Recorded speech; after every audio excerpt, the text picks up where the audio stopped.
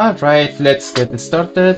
Welcome everyone. We are going to start once more with this stream where we are making an NES emulator using GdScript. We are following this tutorial which was written for Rust, but we are getting very good progress with it. We have more or less finished writing and understanding how works the CPU and the memory bus. So we have the memory bus contains parts of memory that belongs to different hardware in the console, and it has mapping wired into it.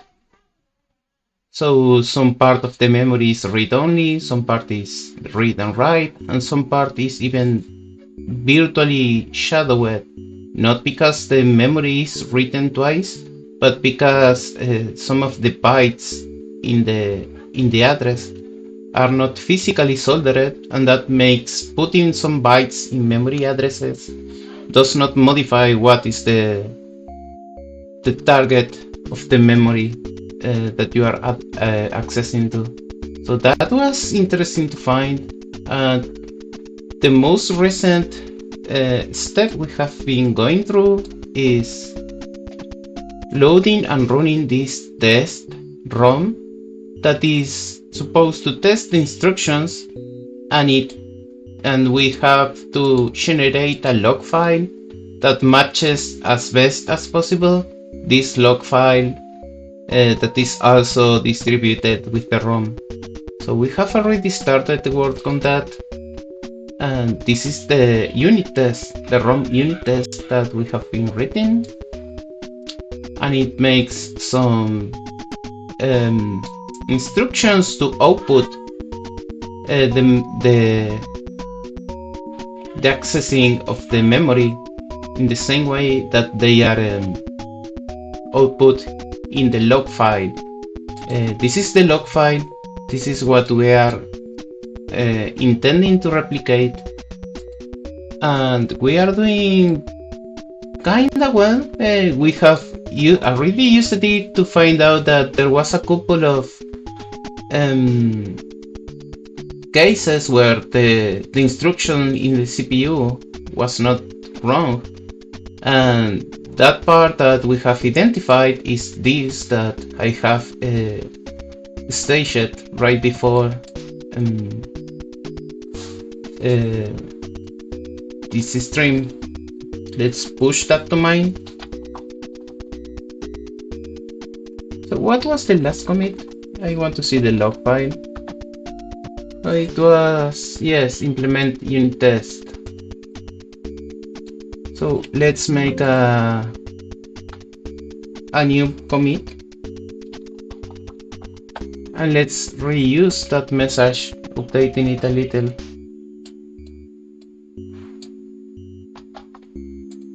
Work in progress, part 2, and let's add the second line, fix some cases, some instructions on the CPU, and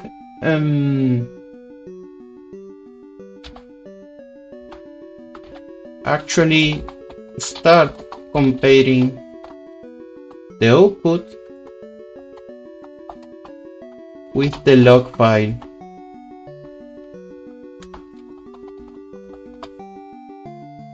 So we have just committed the last changes that was made on Wednesday. Let's push them.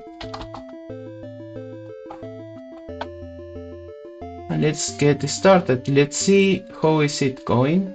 So we have this file that we are supposing to be emulating, and when I run the process, it makes a lot of prints.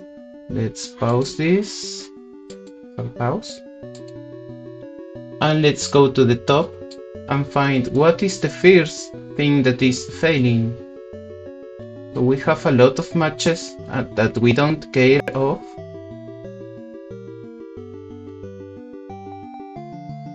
See that we are making, this is the log file as found in the file, and this is our own log, and we have printed only until this point because we don't have the PPU running. So the only parts that are not yet running are the PPU and the cycles counter of the CPU. So if we make this bigger and start scrolling, this is the first instruction where we have failed to match, and let's find out why. So the instruction that failed is branch no equal, and let's see what is that did not match. We matched A, X, Y, and did not match P. So matching P failed, and we need to find out why. So that means probably that PLP failed or push before failed. So we are supposed to pull EF, but we have pulled FF. We have to find out why that happened. So let's see, what does PLP do?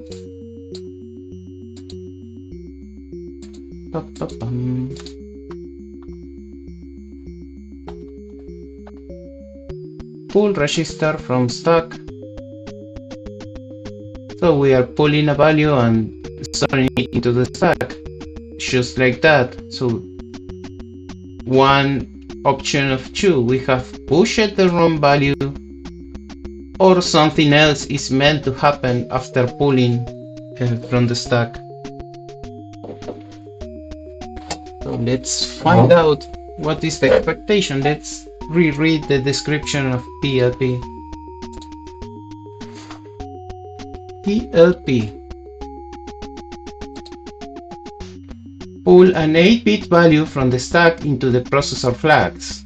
The flags will take on new states as determined by the value pulled.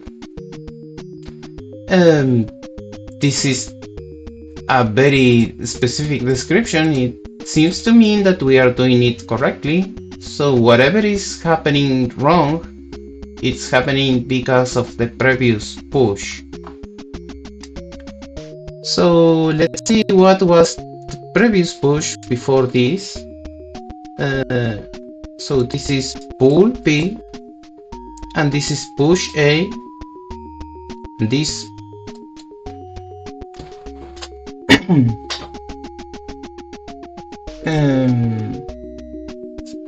it is pushing A with FF.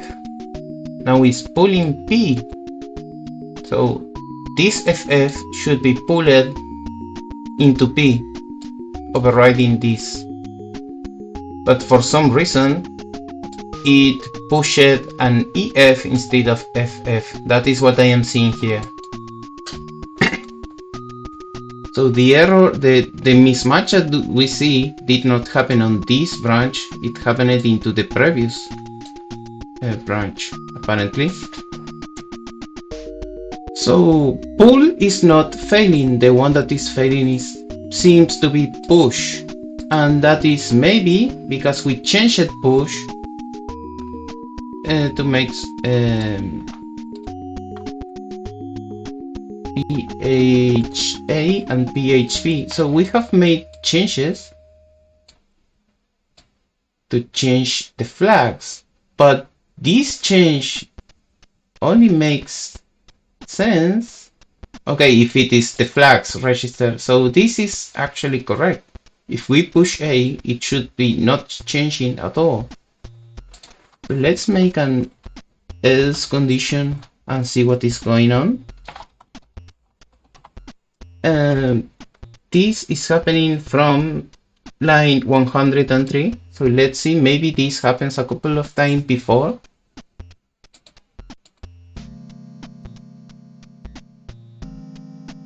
Okay, so what line we are? Actually, we are in the right line, 103. we have just done push A, and this one is meant to be A. Can we confirm that? Yes, it's A, and it is 155, which is, if I am not correct, double F.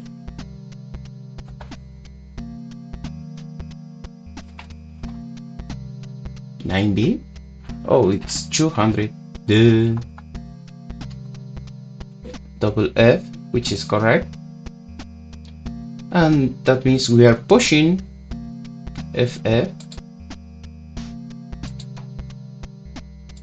And it did not enter that if condition. So we can continue. And now we are going to about to execute the instruction.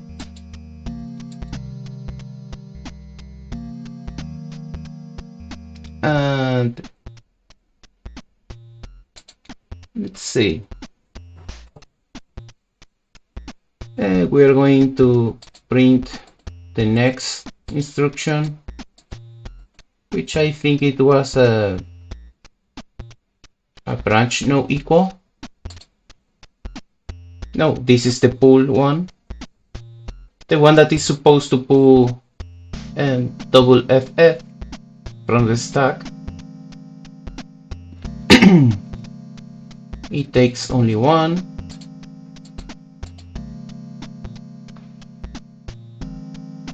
So we have out created. It's a PLP, A, FF. P has not changed it yet until it is executed. So this one is not an error. Now this one, we are going to execute the function that we have just printed.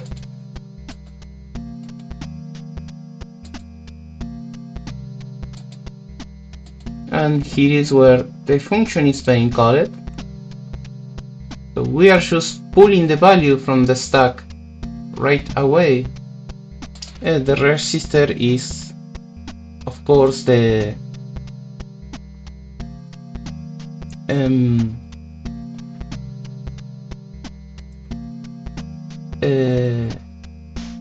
register, the flags register, yes. And let's see what is being popped. So let's enter.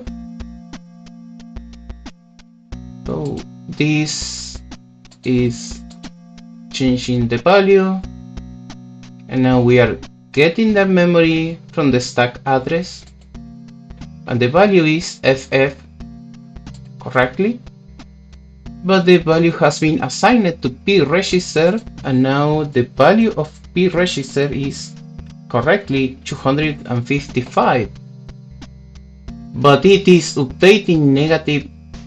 Oh wait, so this one should not execute, and it did not.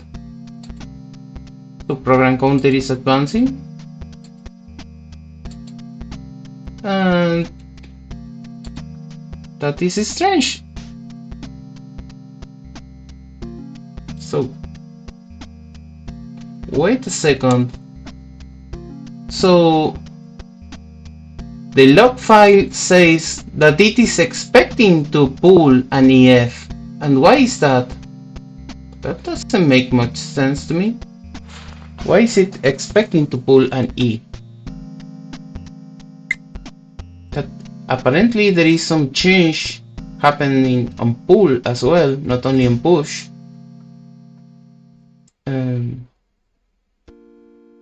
That we was not taking into consideration.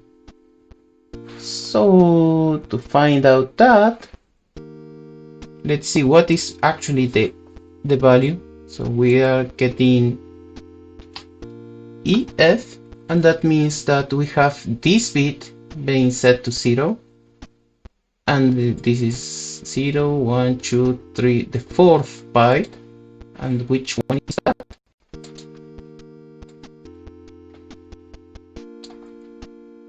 Uh, 0, 1, 2, 3, 4. So the B is being set to false. on Poe. That's at least strange. Hello, how are you going? What I am making an NES emulator. NES is the Super Mario Bros. Console, the classic one, the tabletop console. And I am making a part of the tutorial that I am following that is testing that the CPU is working as expected. So this is the thing, I am following this tutorial, and this tutorial is written for Rust, and I am rewriting it using Godot and GdScript. And the tutorial is not that specific about every single instructions, but the thing that it gives us is this ROM to load and this log file. And if you make the instruction of this ROM print properly, it should match the log file like this. And that is what I am doing right now. And as you can see, I have the log file and the print that I make, and I am comparing them, and I am finding the first mismatch in this instruction. But other than that, it was working the last time I tested it, but of course it is not yet a complete NES emulator. But what do I have at this point is an emulator of the CPU for the 6502 CPU processor, and we have tested it using the Snake game. So if I load my test, which is the Snake test for 5502, I can run it, and here we have the game. This is an emulator running, and the square are just each pixel is just that square texture that I am setting a color to, and nothing else. So this is loading from a ROM file, but it's just not using the graphics card of the NES console to render. Okay, I lost. So you should try to use ChatGPT for help. I warranty it. I have helped me a lot in developing. Yes, I have used it a couple of times, but I did not have the best results, maybe because I used ChatGPT 3.5 and there was not much resources about Godot 4 by the time it was released, so it makes many mistakes on wrong assumptions of classes and that stuff. But it should work to ask why the stuff that I expect is not working well. But I have also another source of information because I have the tutorial, and the tutorial also contains the example where the things are happening. So I can read on it and see why what I am doing is not matching, using that as a resource.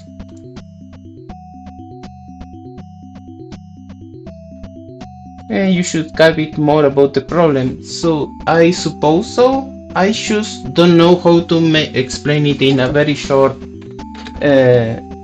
message that ChatGPT can interpret.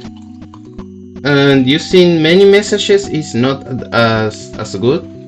So I had this problem that I tried to set up VS Code for debugging, and ChatGPT was giving me wrong configuration examples that was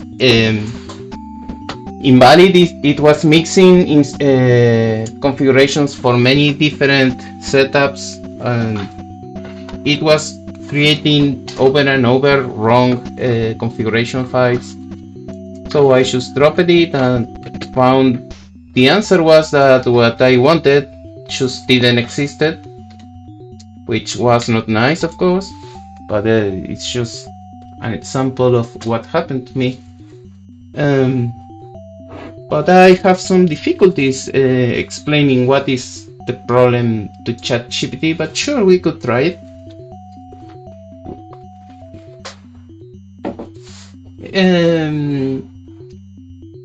Let's actually try it.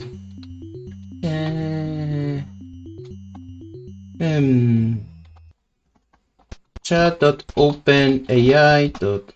It was com or org. Here it is.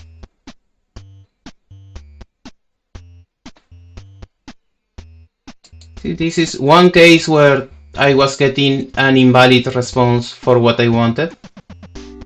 So let's delete that and let's try over. So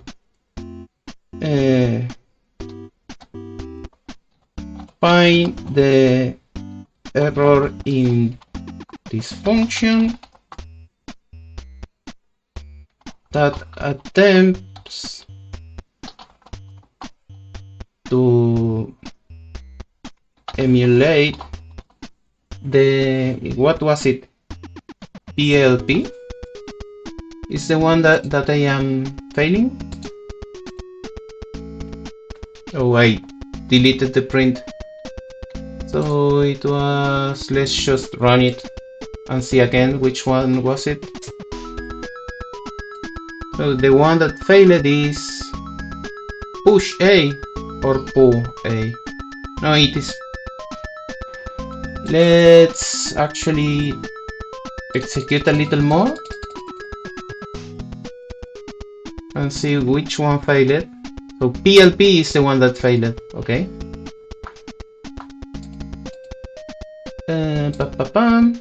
PLP for the 6502 CPU.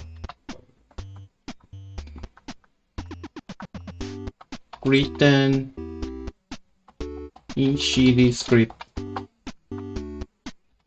Block code.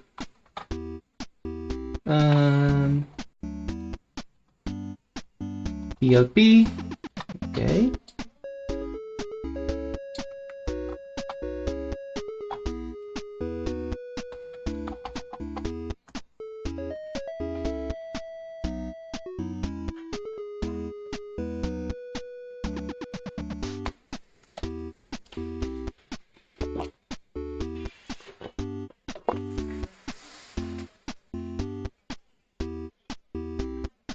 No, that is not correct.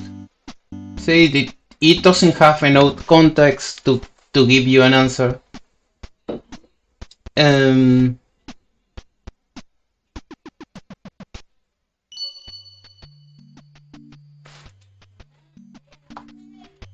Because I actually want to compare the objects and not the values.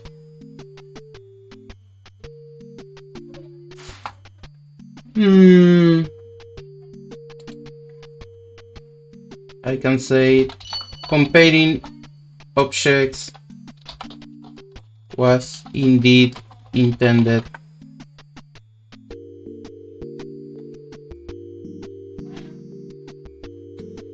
I apologize if comparing objects was intended. There is no error in the original function. The comparison is blah blah blah. Can you write pseudocode for PLP instruction of 5502?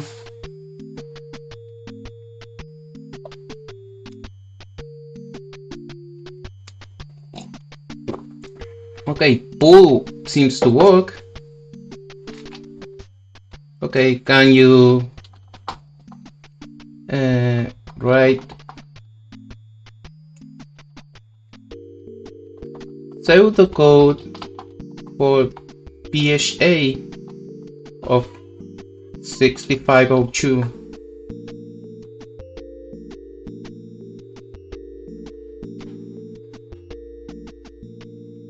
So yes, it is just pushing the accumulator. It is not making any special changes, but if you see here, when you push the accumulator is FF. And then you are pulling that value into the processor. But what you are meant to get is EF, not FF. So that is why I think there is something that they are not telling us. I am not entirely sure what is that.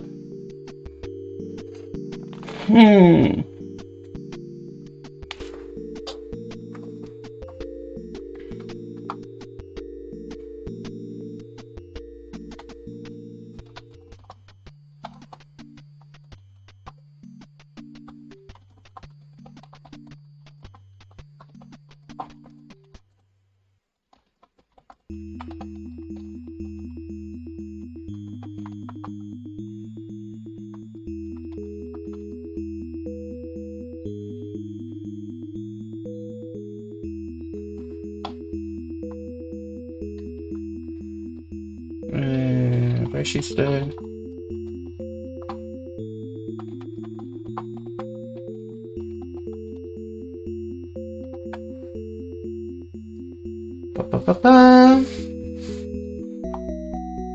Okay. In this 6502 CPU architecture, the stack operates in a reversed order, starting from higher, blah blah blah, and decreasing. When you execute push accumulator, the instruction accumulator A equals the following occurs.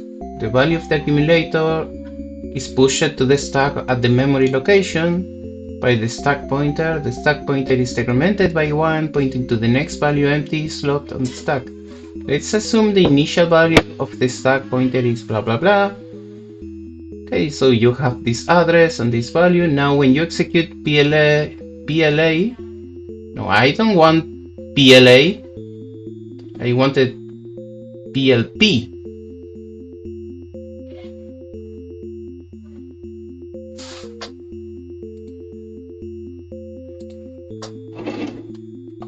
Using PLP, I get EF.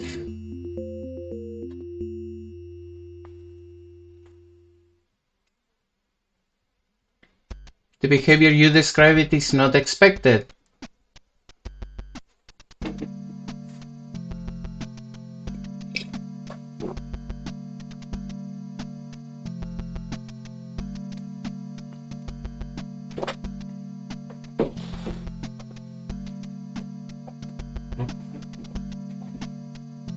So this is why I wanted to check on this, because the reference says one thing, but the example in the code that the tutorial guide gives is quite different. There are some cases on push and pull.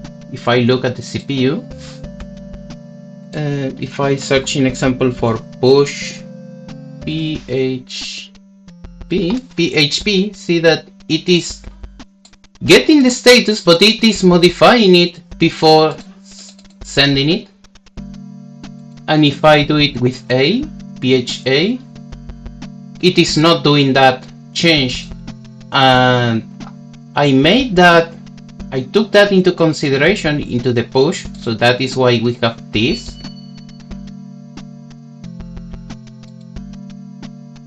So, maybe these should be both reversed, I don't know.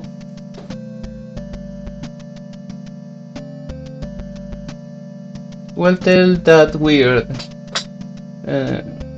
Oh, sorry. You only said weird. Yes, I agree, it is weird. I don't quite understand why it's so tricky. So what is interesting is what happens then in PLA.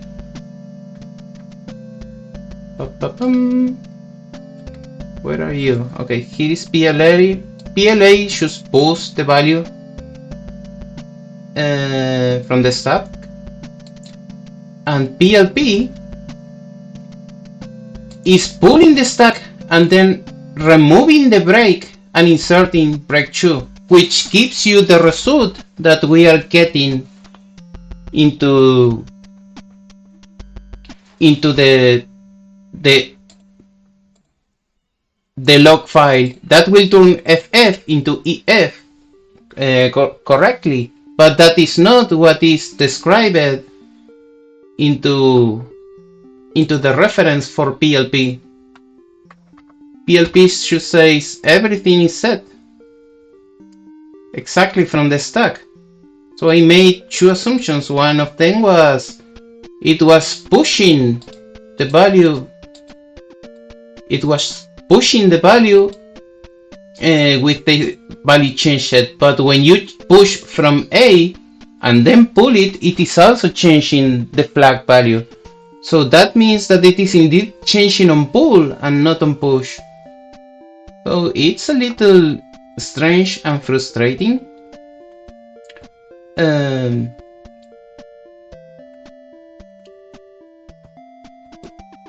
So apparently we are going to have to do that as well. So,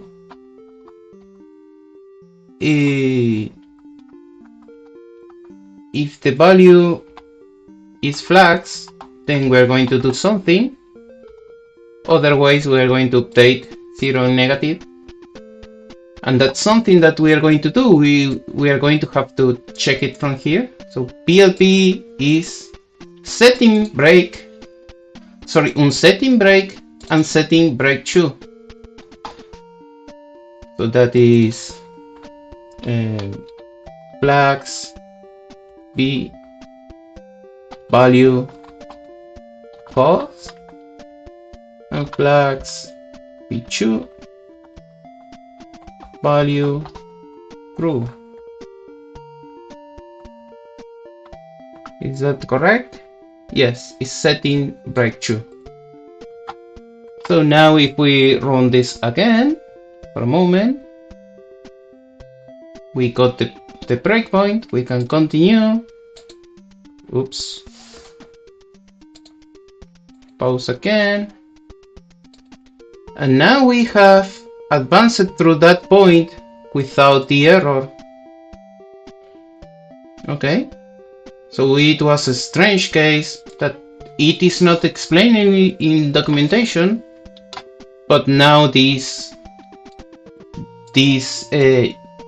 kind of unit test seems to work correctly.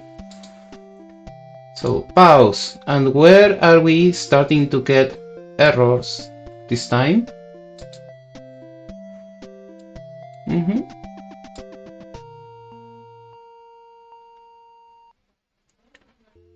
So we got a print overflow, and we have jumped from line 160 to 180.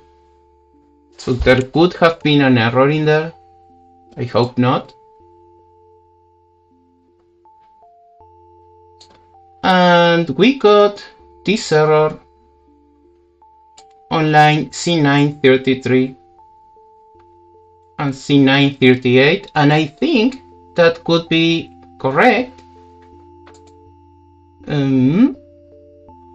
because it says up until here we have emulated the 6502 CPU. So if everything goes right, it go to match at this point C6, P3, P5, P6, BD. And it doesn't show me even what line is that. So can I search for this memory somewhere?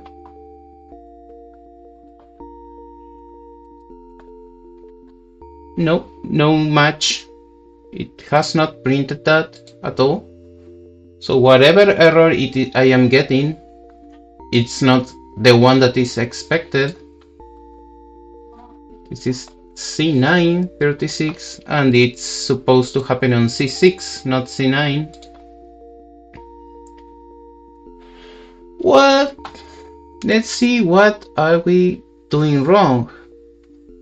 So we are doing add with carry of a value of 69, and that add with carry is happening on the accumulator, and it is expecting to have a 6B, but it is actually setting a 6A. So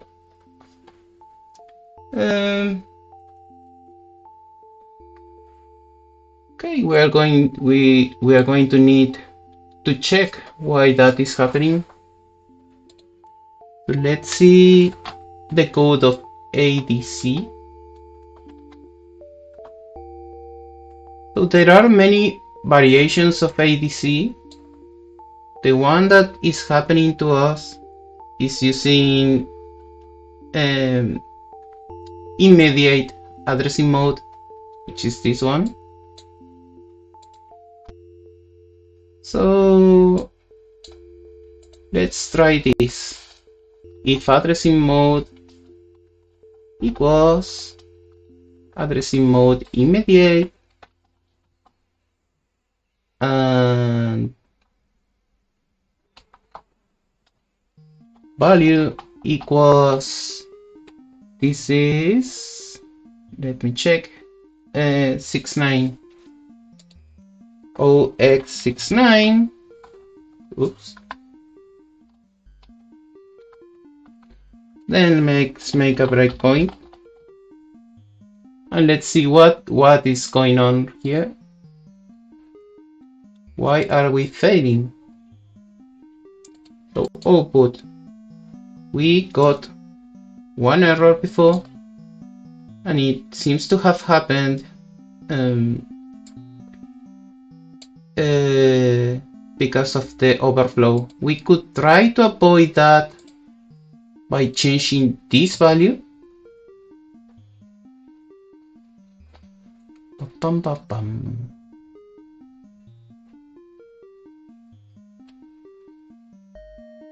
So where is my function about to execute instruction? Oops, wrong one. Okay, so we are making 1 and 80. Let's make 1 and 60. So we wait a little before, and now we got the breakpoint without the print overflow, and we assured that there was no error in the middle where that print was not happening, because it shows 0 error prints. So now we are about to check why is it failing. So add with curry, where is my debugger? Okay. So the value is 105, which is in theory the 69. Yes, correct. And the register value, if I look at the register is register A, and it was a 0. Is that right? Yes, apparently yes. Register A was a 0. If we continue, then it should make absolutely no change.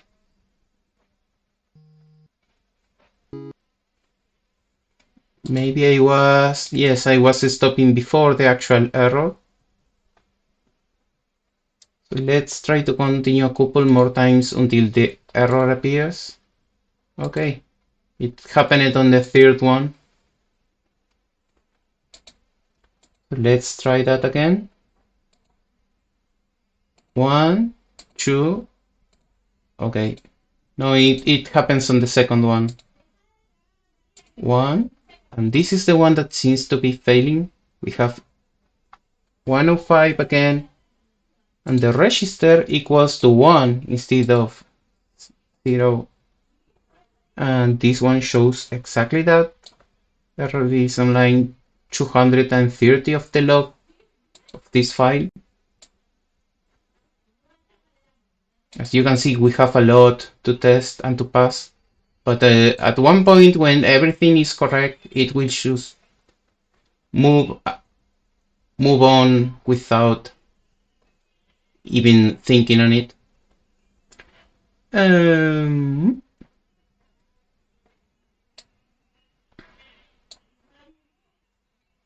Anyway, so back to the debugger, back to the code. Let's check. So now the previous value is 1. The new result should be 0x70. No, sorry. It's not 0x70, it's 6A.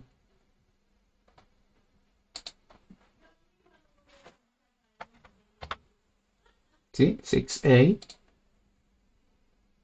And the value is cropped. And it turned it back into 6.1. So that is because 1, 2, 3, 4, 5, 6, 7, 8.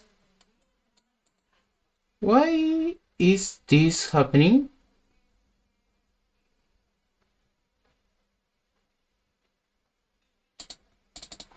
This is, if I change this by 0xff, what will happen?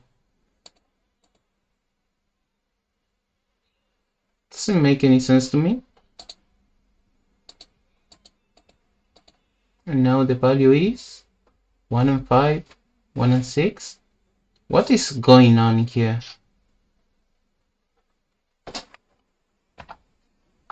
So if I make it 105,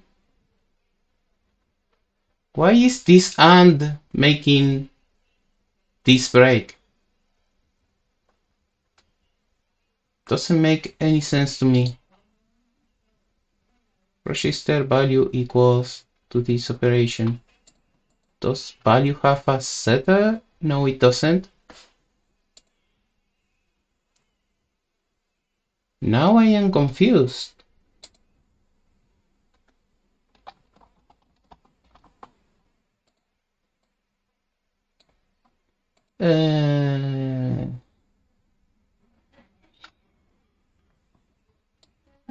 Let's have this, and let's make it here another pause, and let's print some values. Let's print percent 08B. I think that is the notation for 8 bits binaries of result and other.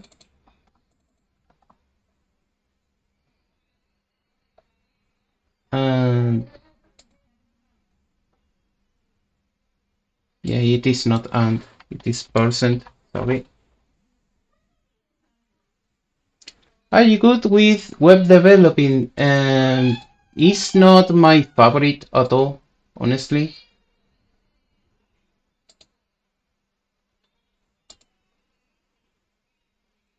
Okay, it did not like my change, so let's ask how to print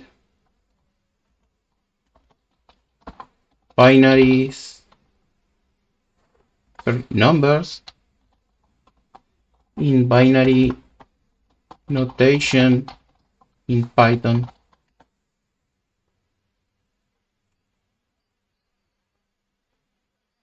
No, I don't want that.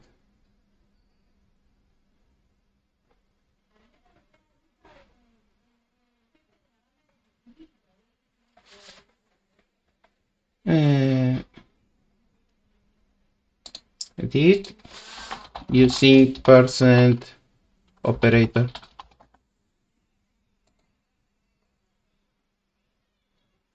Okay, it's just percent %b. No arguments. Let's check. Blah, blah, blah.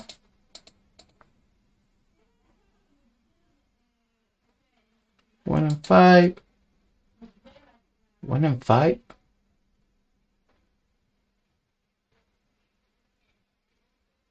So result, register, value, this value. What did I do wrong?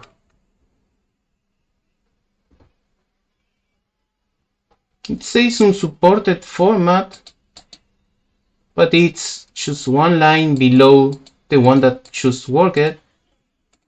It's because this one is not considered an int, apparently.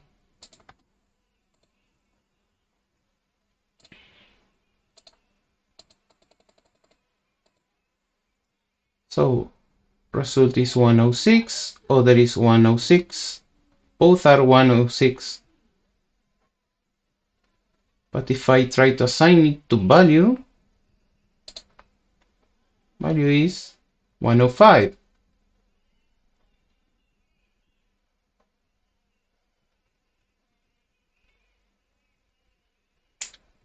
Are you mocking me?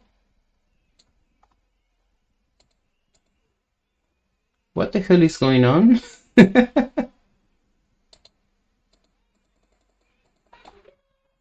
So result is 106, other is 106. And I should have just printed that, but it printed nothing. Awesome. Actually have some books in here. Oh.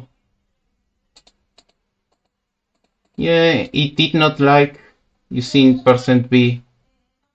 Stupid asshole. Anyway. But now other is 106, and if we assign it advance, value is now 105, 106. It's strange. Why is it? Okay, it's 106. It's not 105. It's making me mad. So now I advance it, and in the output it says that A is 6A, which is actually correct. 6A is correct. Why does it expect to be 6B?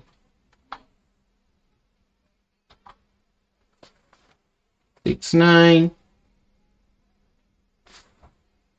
Sorry, hex. 69 plus 1 is 6A.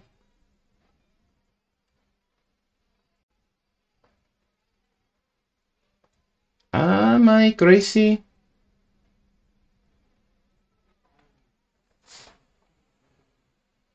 This doesn't make any sense to me. So how is like the execution in ADC for the Rust code? Search ADC.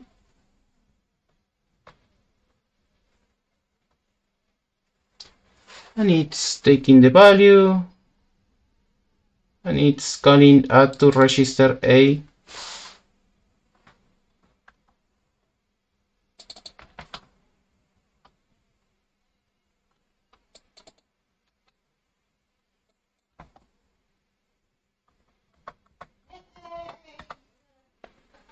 So it's making a sum.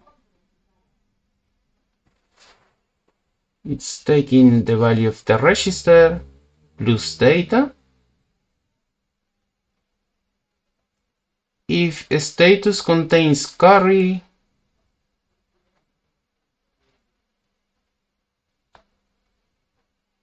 okay, so that's the meaning. Ignoring decimal mode.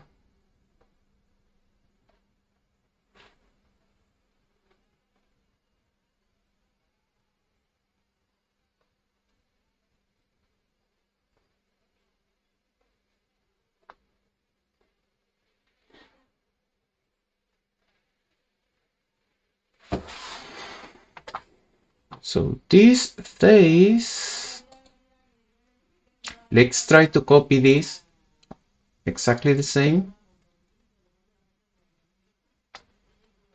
and then try to understand why.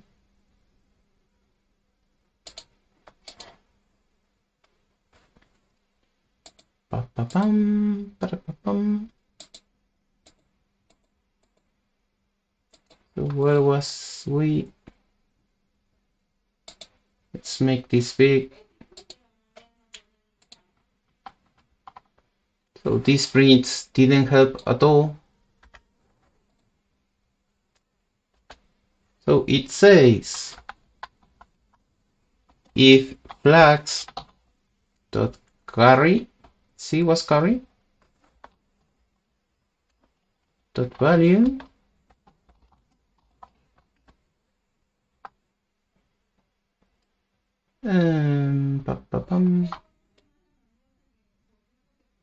then result plus equal 1.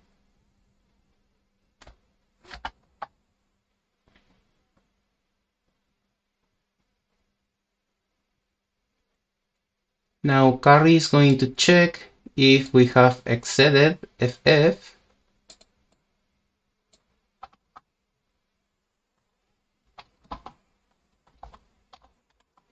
Did carry is of type boolean and will be equal to result bigger than FF. Yes. And then result is going to return that into unsigned date, which is same as result equals result and OXFF, that is turning it into 8 bits.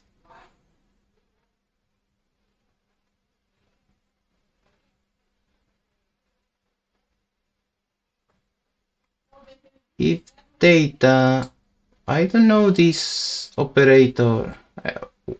Better say I don't remember what is this operator.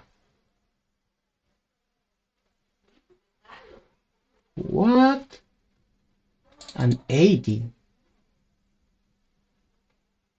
And let's check add with carry documentation.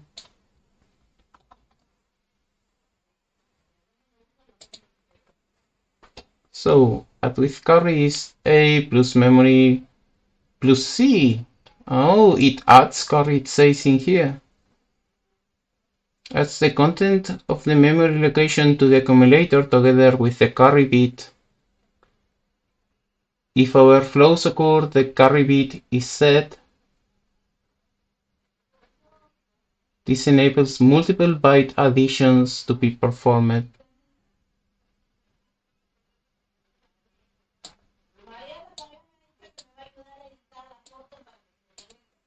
So what this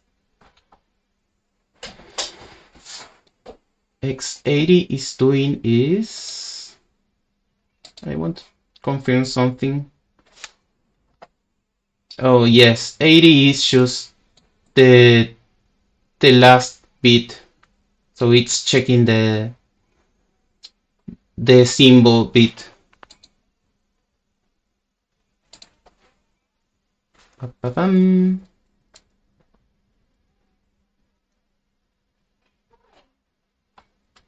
Date carry value and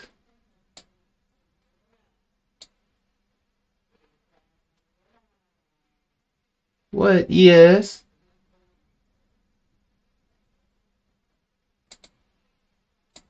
So this part was kind of correct. So it was setting carry correctly without this.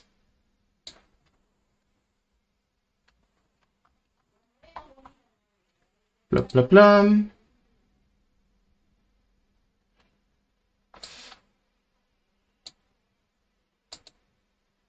So, but we need to not make this in here.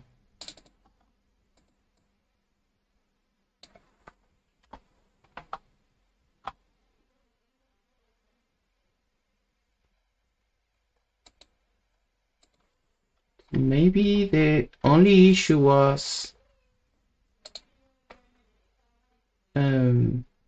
the carry flag. Maybe was that, just this. Let's check what happens now. Doesn't sound likely, but we can try it. So now, interesting. we are still. Now we have advanced and it's working. So it is indeed 6B instead of 6A. Okay. That was all the issue, apparently. And that means I have to remove my breakpoint and see what else is failing. Pause. So we got more fails, a couple blocks of fails.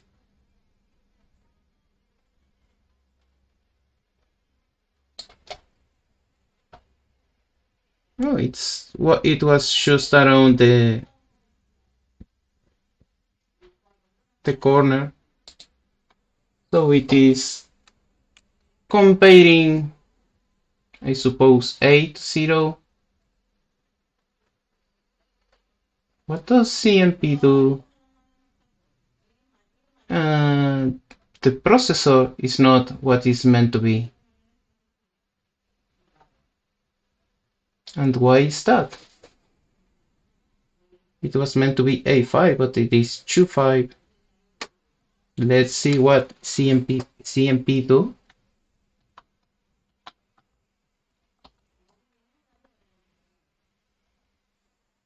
And we are comparing to an immediate. Compare register to immediate.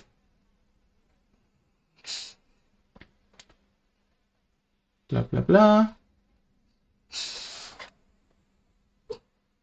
We are making value is value minus this other value. If the result is less than 0, oh, okay.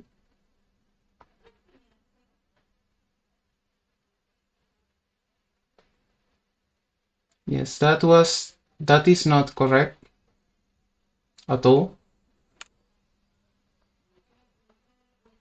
This is not how to treat negative numbers. I found out that recently. And this is the way to change sign of a negative value. Wait a second. Yeah.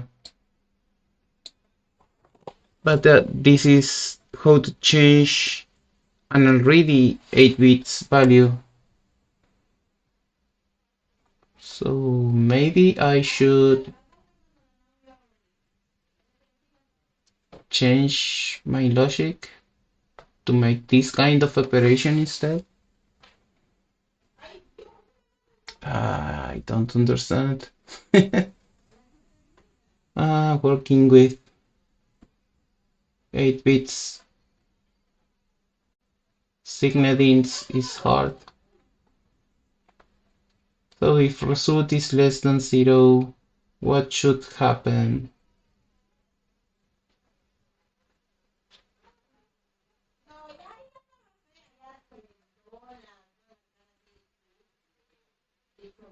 Actually, we don't need this at all, do we?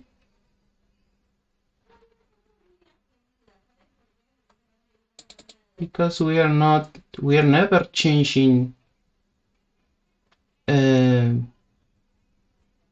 register value. And we are not using result except for the 0.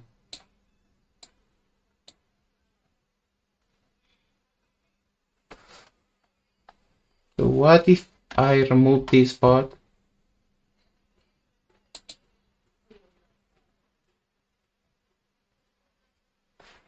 And pause. Did it fail now?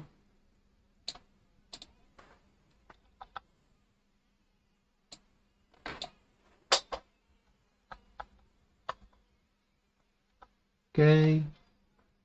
It failed even earlier? No, it didn't. It failed on the same part, apparently. But we got an overflow again. So to avoid that, let's just keep reducing this jump in here. Let's wait every 100 instructions.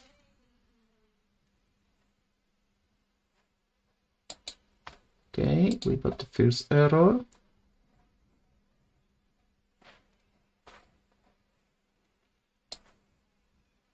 Okay, first error happens around here.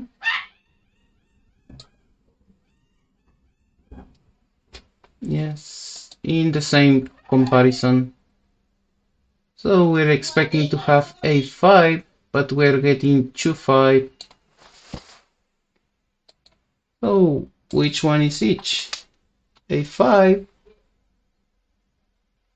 and 2.5.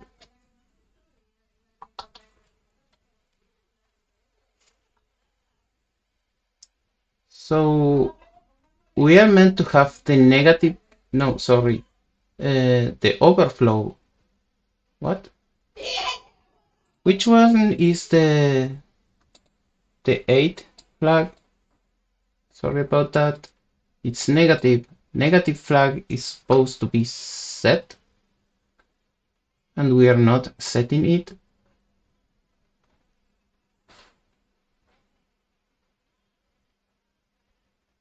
We have 5 and we want A5, so negative is meant to be set, and that is the only difference. So what is our condition for the negative flag? Let me check that. So negative should happen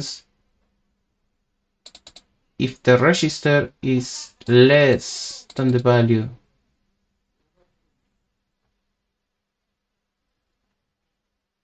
Oh, I see. So to make this comparison, we have to turn any negative value. I see. So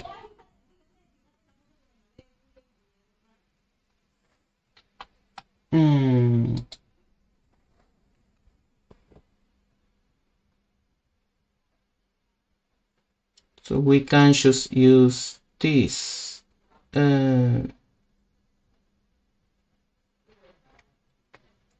Negative would be result less than 0, and carry should be result bigger or equal than 0.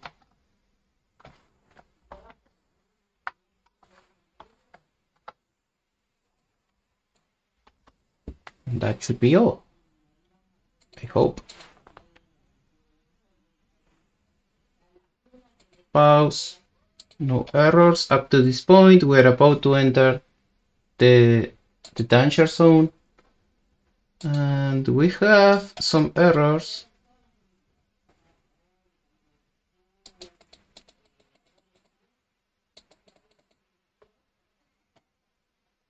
But they are happening after.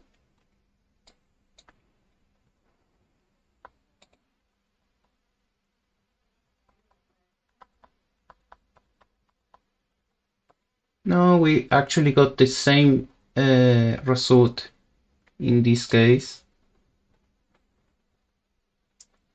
So the comparison we're making is we're comparing 80 to 0.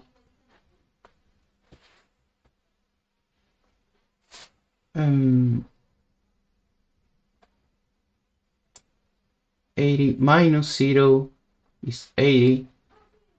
Are we doing something wrong? Right, so 80 is a negative number. It's actually minus 0.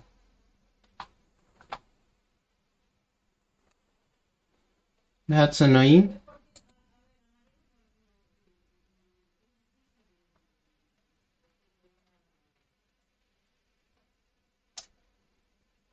Ba-ba-bum.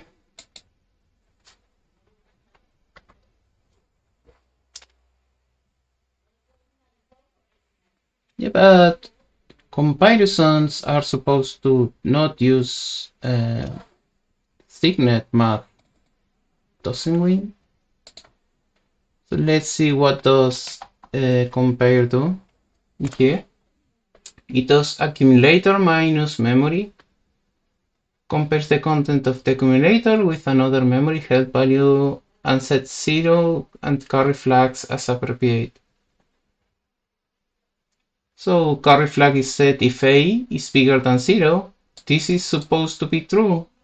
Negative set if the 7th bit of the result is set.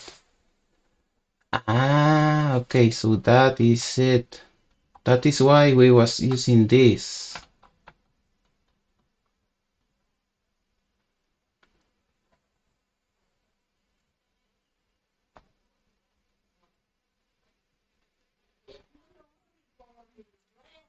So we need to make this operation a binary operation.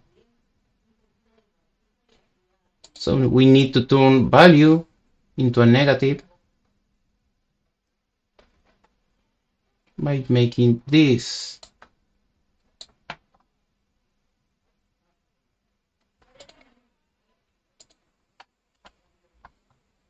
I suppose.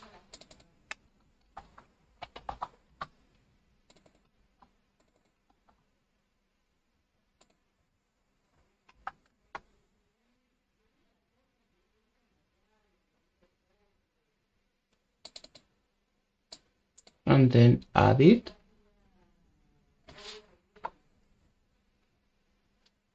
We add or subtract. Let's check on that.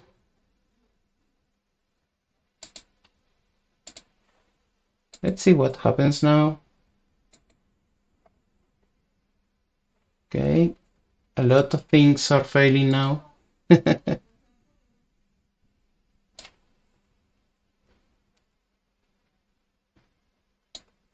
And they are failing from much before.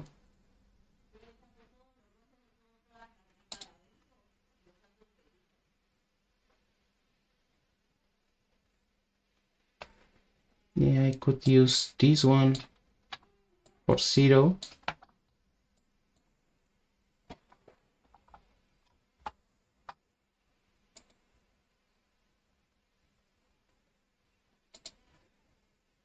It's still failing.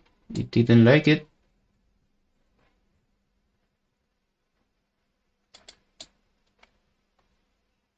This one is meant to be 0.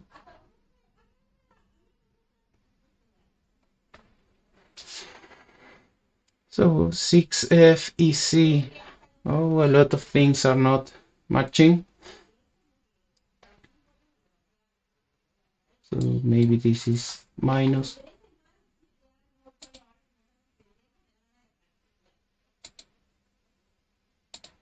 And what is failing now?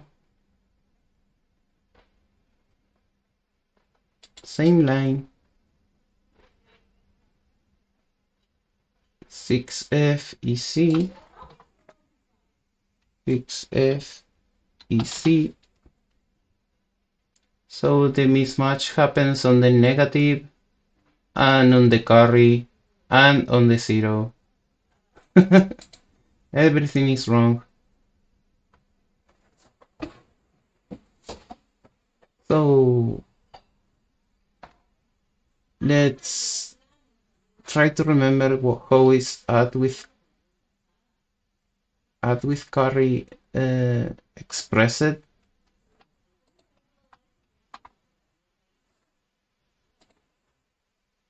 If we look at the previous chapter,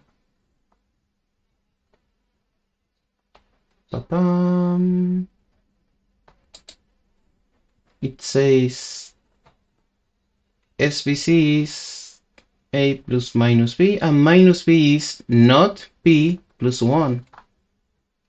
And that is what we get in here. Not B plus 1. And that should be a plus. And then this condition is if result and 0x80, or the same is the 8th bit.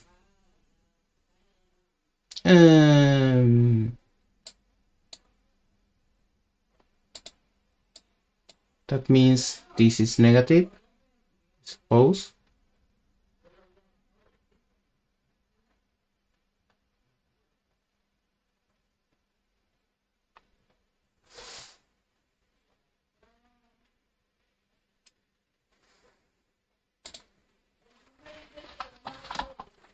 But negative value plus negative value.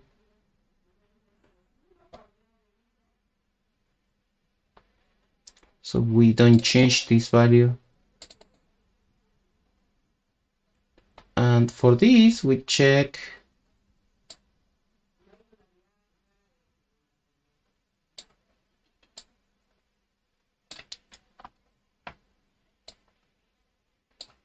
resultant 80.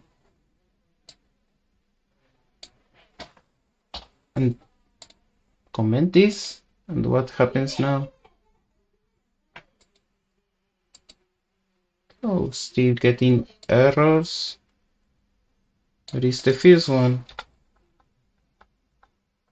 Okay, we are still failing in the same comparison.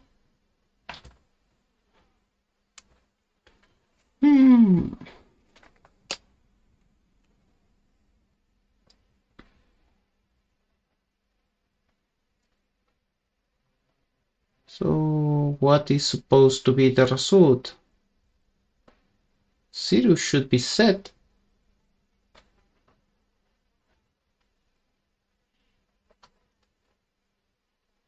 Let me check once more. We are getting EF and we want to get 6F. So the F matches. What about the E? So the one that we are not getting is the negative value. So negative is not meant to be set. And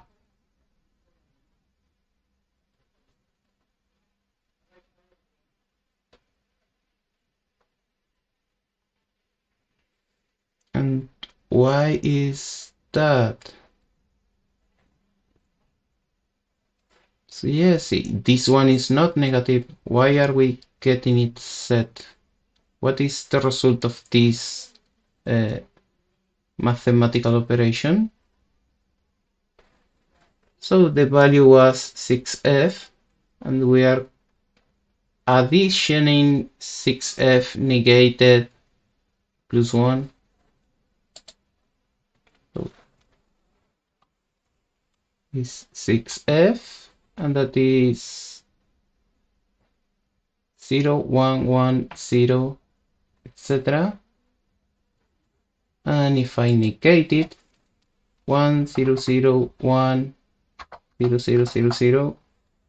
Okay, now this is the value negated, and if I add 6F, we get FF.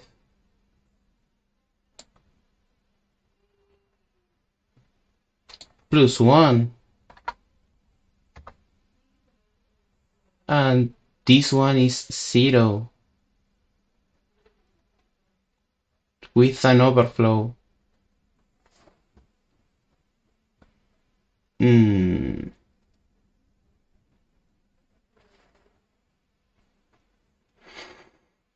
Oh jeez. What did happen?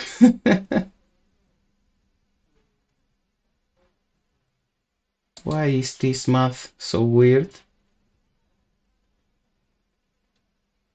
So if I don't try to make this.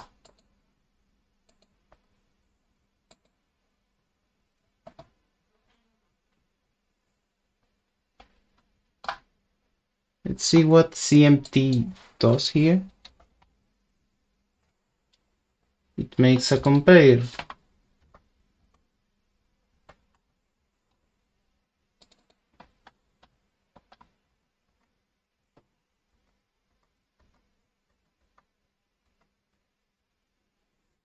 It takes addressing mode and compare with address, get the address from the mode, data. If data is less or equal, sets carry. So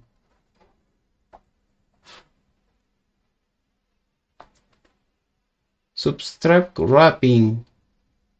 Okay.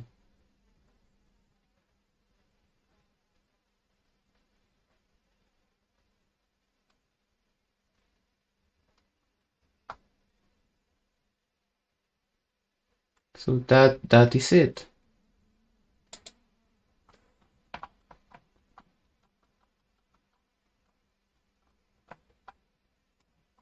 So if it is less than 0, I should addition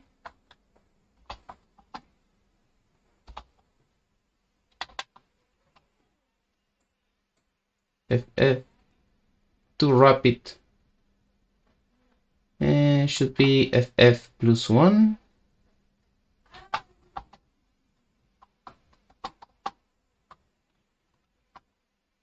So carry is data is less equal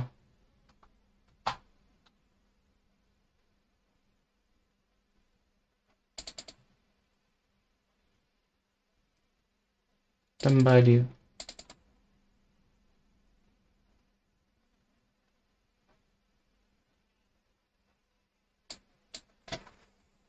Like this.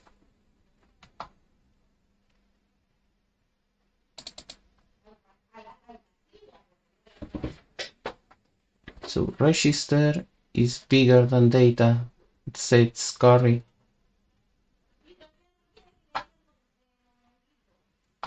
Is that right? It says bigger or equal.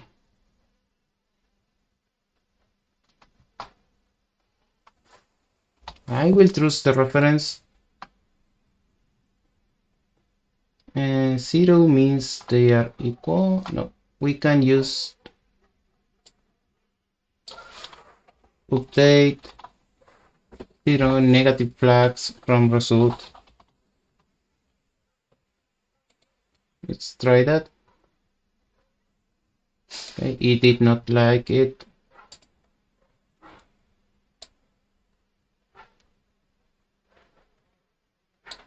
Same problem.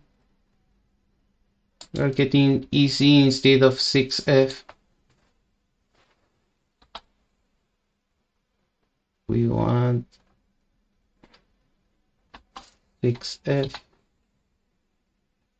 So we are failing in all the flags basically. No, we're affecting value here. We was not meant to. And this was supposed to be a subtraction. Okay, now we are passing again.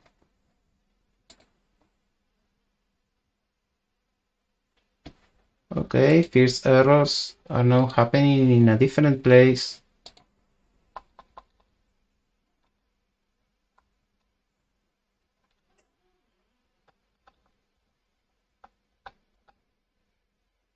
$5.28. So subtract with carry is failing. We have 40 and we want to subtract 41,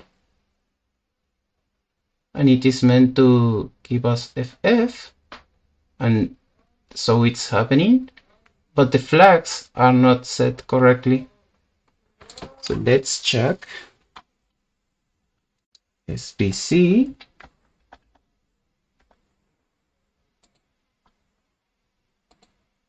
And let's see what is failing. So we want A4 and we are getting E4.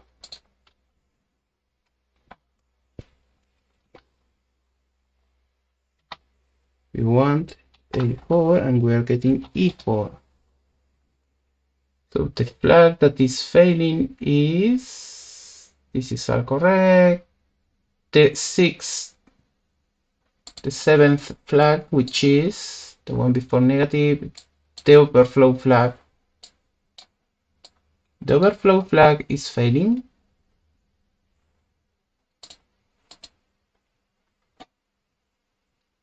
Previous value, next value, and result.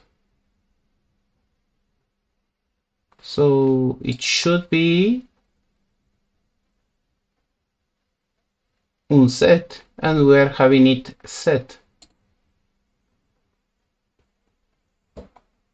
Previous value is the value of the register. Negative is the value negated plus 1. And then we are cropping it.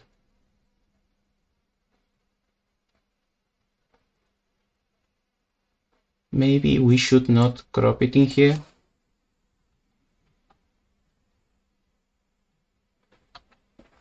Result is the value cropped.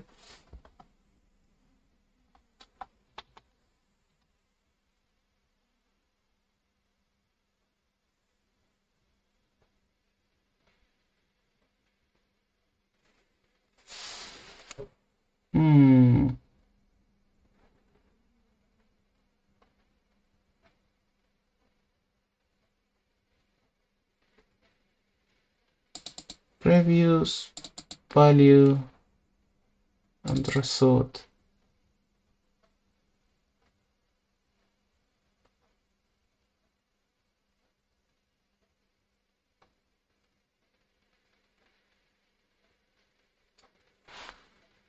Let's see what happens now.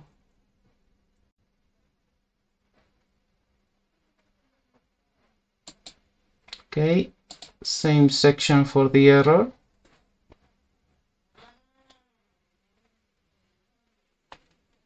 So same subtraction, same flags. So we are not doing it right yet.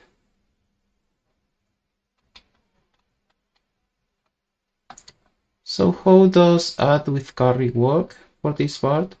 Because this negative,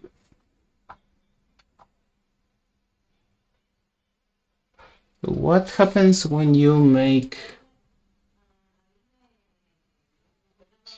-0, f is 0 plus 1, 0 is ff plus 1.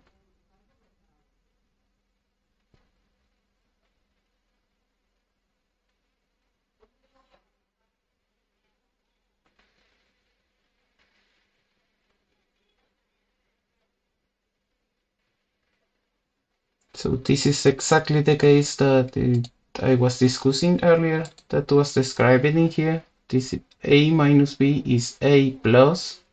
We are not making the plus 1 of the carry. Let's check SVC here.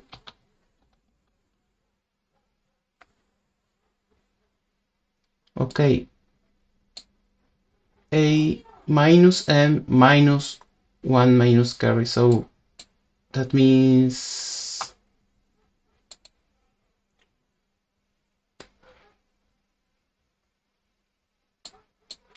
yes, result is meant to be negative.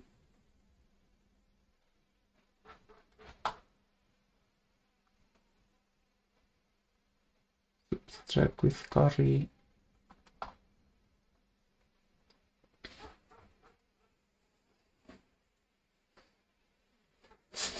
So who do I believe? Do I believe this or do I believe this?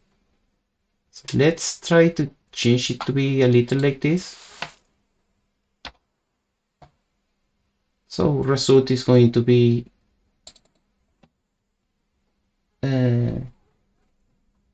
register minus value if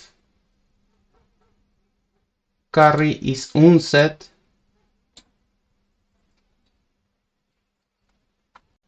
Yes, if carry is unset.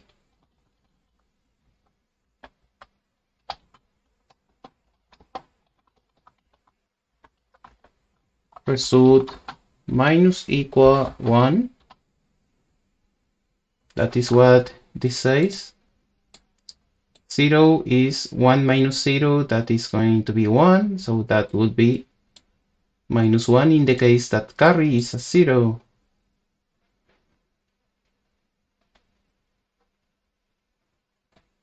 If overflow occurs, the carry bit is clear. This enables multiple byte subtraction to be performed.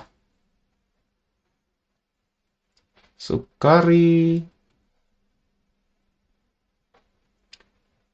So what if result is negative? How do I? Okay, now I remember. If result is less than 0, result plus equal OX. I can make FF plus 1, which I think is what I did earlier.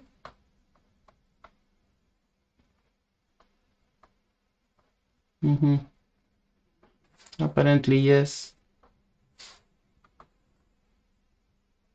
In the comparison.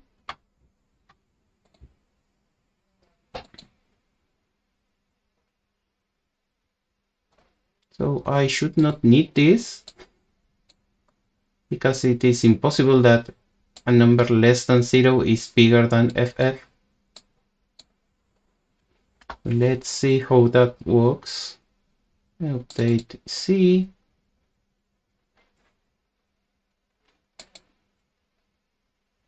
Maybe it fails. Okay, pause. And failed even before, apparently.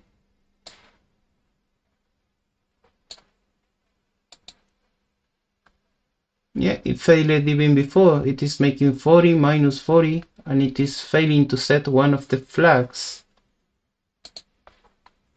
And that is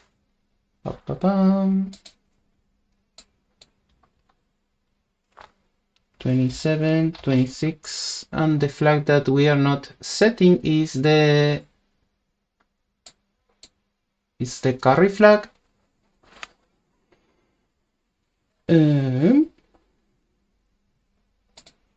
I think it's the carry flag. Let me confirm. Yes, it's the carry flag. So update carry flag is making some assumption based on. Yes.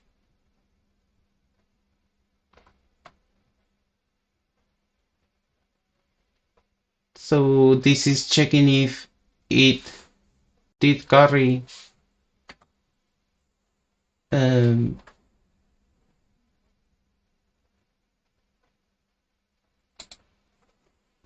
so I think the way to do it is making this flags carry value.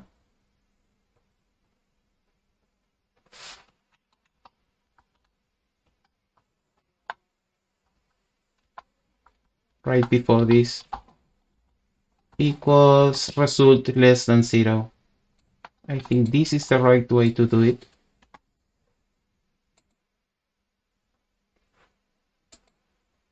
Let's see what happens, because the other one was for sums and not for subtractions. Okay, so I think we got that particular instruction correct? No, we didn't. So 40 minus 40 is making exactly the same error. So we are actually getting a 0 and the flag is paying 27 and 26 and it is being unset. So maybe it should be less equal. Let's try that.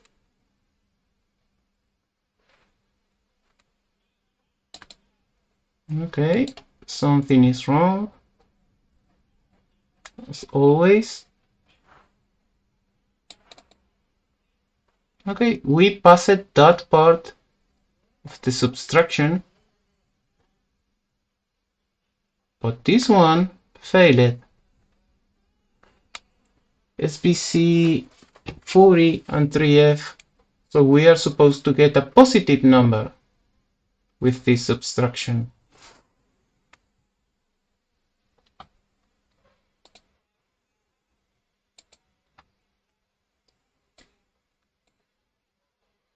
So how is that? So we are meant to get a 25 and we got a 24. And the difference is again the carry flag.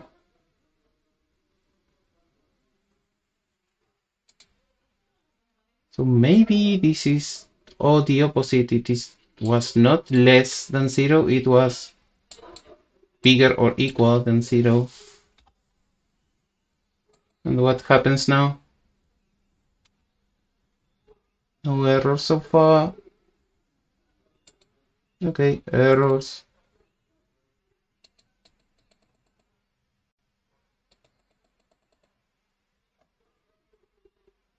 Right after, not the same instruction. This one seems to be failing on the negative flag because we are making 40 minus 41. It should be -1. And the result seems to be correct, but the flags are not. Again,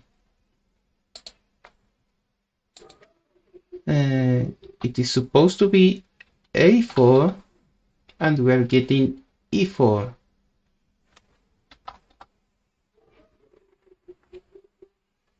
So 0 negative flags are correct. The one that is not matching is which one is the 6th flag again? Is the overflow flag? Yes, the overflow flag failed.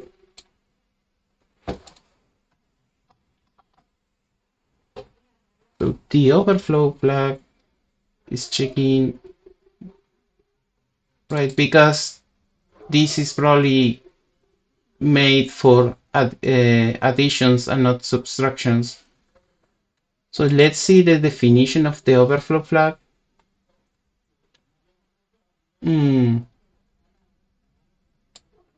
The overflow flag is set if the sign bit is incorrect. That is not very descriptive.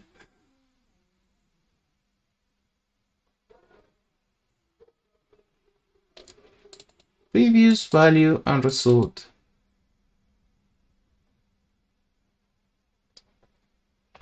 What is update b flag? Like sign bit is this sign.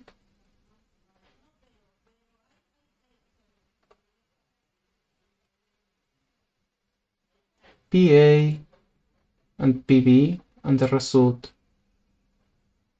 So it's previous, after, and the result.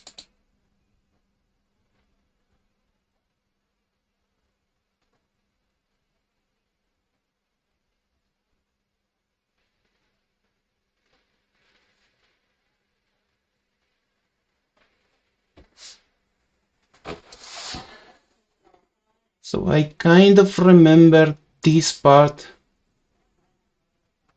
but let's check how does this solve it on the SVC. Unofficial SVC. Why do we have an unofficial SVC? I suppose it's the one that is specific for the NES, okay? So SVC is taking the address, taking the data, and then adding to the register A wrap negative wrap subtract 1.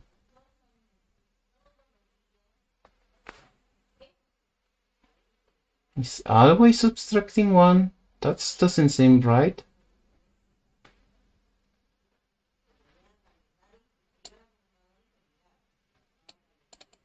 I don't know what wrapping net do.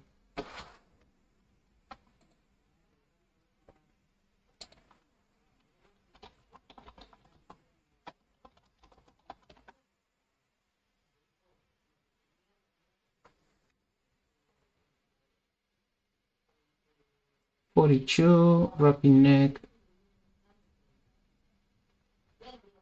negated value. Yeah, but this is signed integer, and this is unsigned code.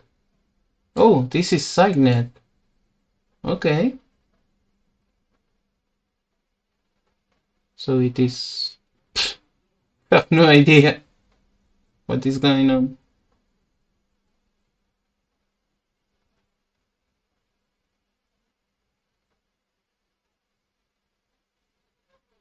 I hate my life. This adding to register a value that is the complement plus 1, but this one says minus 1. And why is that?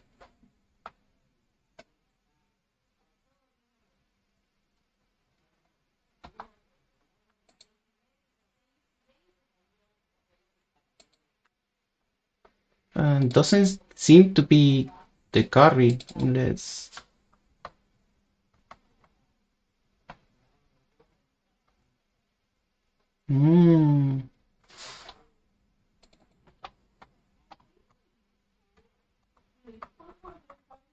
I think it always subtracts 1 because this one will add it back in that case. That's smart. So that's why it always subtracts it. So it is making the change in the code and then call add to.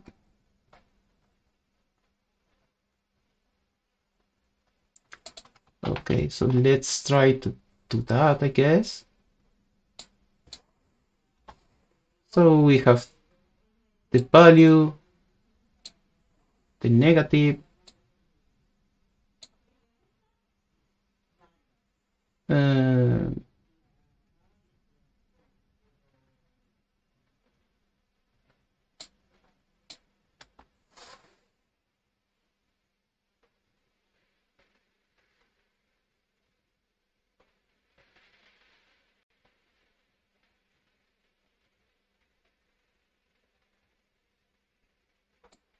to make the addition.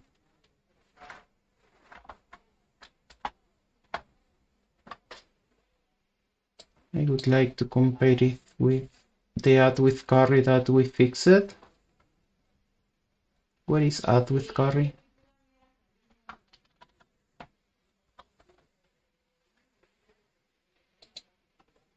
So we are getting the previous value, the result is the operation, add small,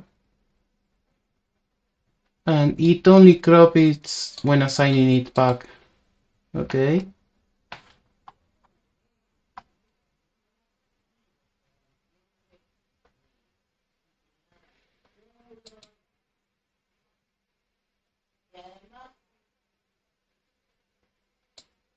So I guess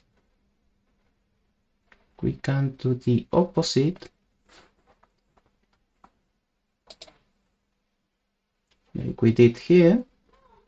So if it is set as 1,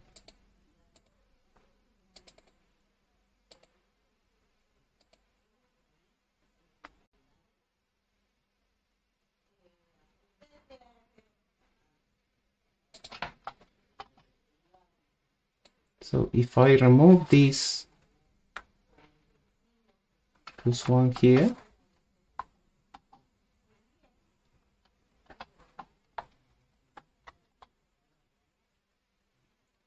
and if carry is set, we add 1.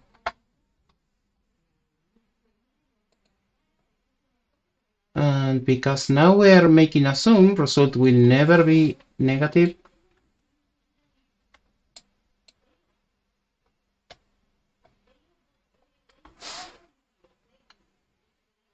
And we can put the value in here. Oops. And we have previous.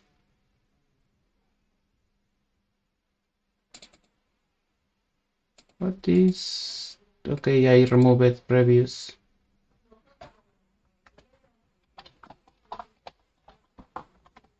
P register value. And what is value?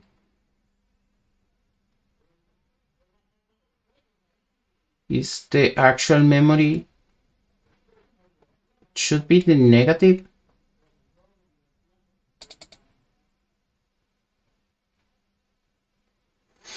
What should be the B?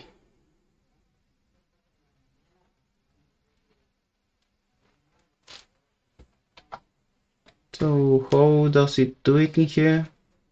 Add to register.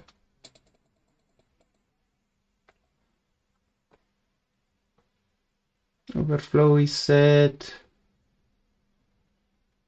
Date and result and register A. And ID not new.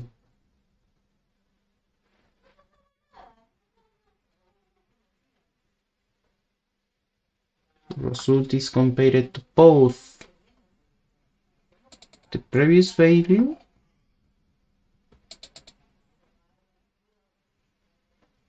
yes, this is the previous value because it's being set in here.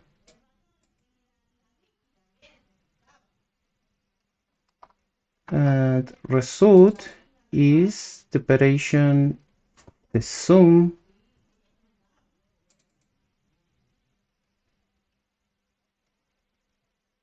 and it includes the carry flag, the carry. Okay.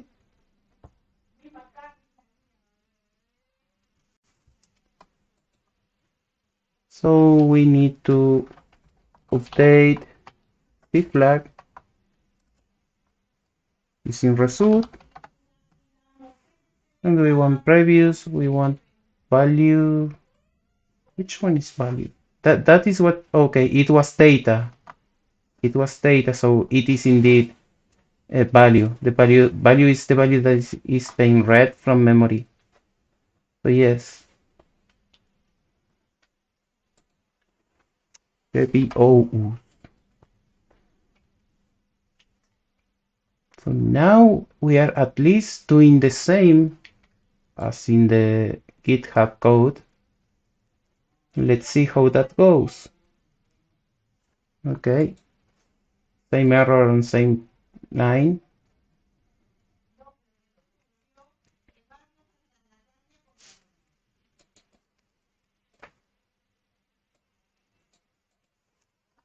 It was 480, 90.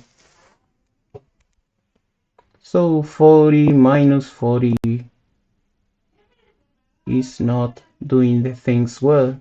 It is supposed to give us 0, as we know, but it is giving us 81. And why is that? So we're doing, let's make the math. to replicate our code. We are doing 40 and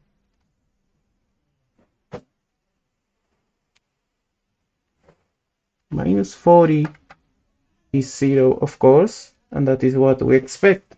But let's see what are we doing. 40 is this one, so we need to invert that. So it's 1, 0, and complete with ones. Okay, that is the negative. And now we are, this is BF, and we are additioning 40, and that is this. Okay, missing the equal. Okay, it's FF. And the carry flag was true or not? So I am assuming it was, because it is also adding 1 plus 1, and that is the FF.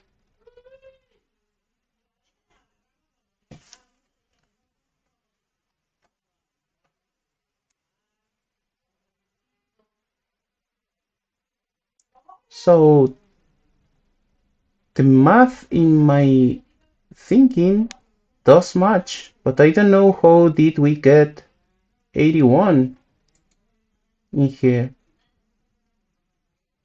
So something did not go well. Ah, I see what did not go well. I am missing this part. Okay.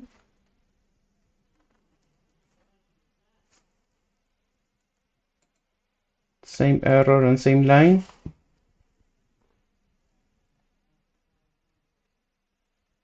Okay. Okay, we have to addition negative, not value. That is also failing.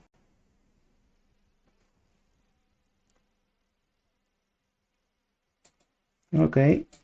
Same error and same section. Actually, that instruction have passed subtraction 40 and 40, and we got the right result. We have a new failing in a new subtraction. We are subtracting 41 from 40. And we are getting the right answer, but the wrong flag again. So what is failing now? We want A4 and we are getting E4. And the one that is failing is once again the overflow flag. So why is that happening? We have the previous value and the value and the result. Should result be cropped for this to work? I think it doesn't matter.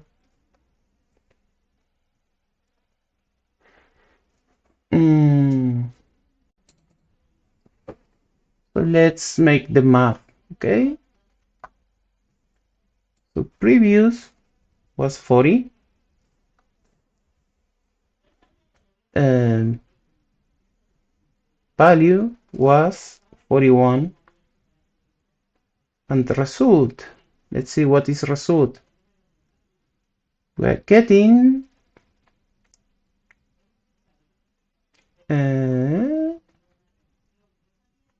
value negated, that is 41 negated, and we need to invert this. It's too bad I cannot negate it easily, because if I invert it using this,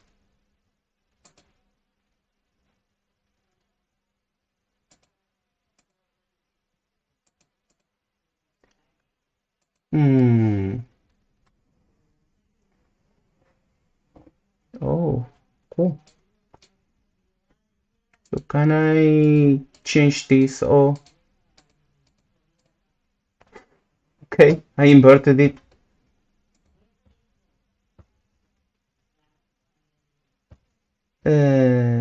This BE,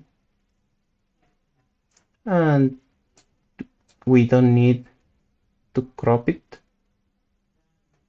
Actually, it didn't make sense to need to change it because it can never have. Oh, it does. Because if I negate it, I am adding all the ones in the front of the 64 bytes.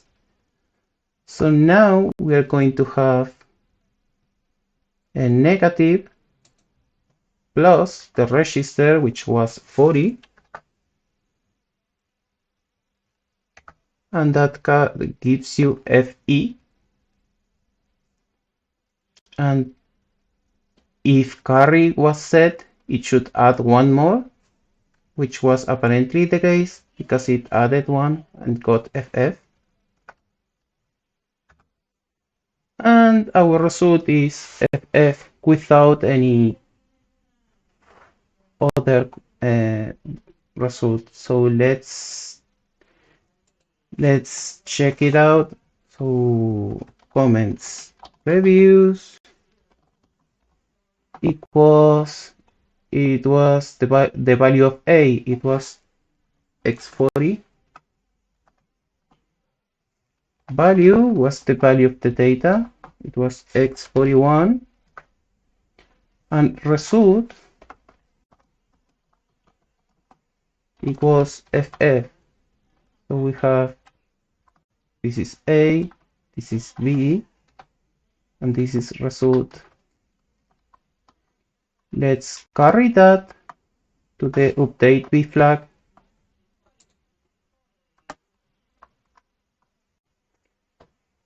And let's try to see the match in here. So A was 40. The bit sign is unset. And B is 41. The bit 41. Both big flags are unset. So this condition matches. And the result, FF, 40, 41, and FF. There we go. This one is not equal to PA, which also matches. So this one is meant to be true. The result of this operation should be setting the flag, and it is indeed being set, but it is expected to be unset, apparently. And why is that?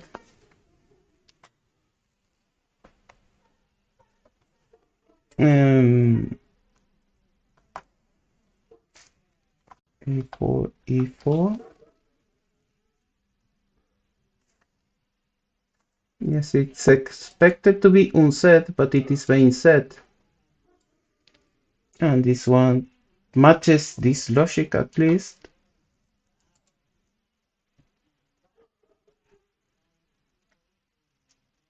But logic also tells me there was an overflow. Result was FF. Maybe result was not meant to be FF. Nah, that doesn't make sense. Because this one matches. So if I do hex 40 minus 41, I get -1.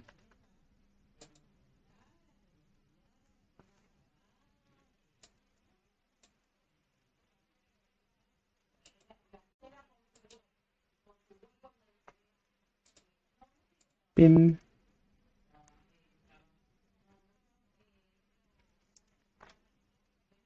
So now what?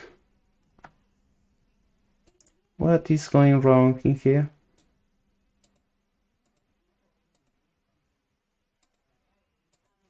kind of like this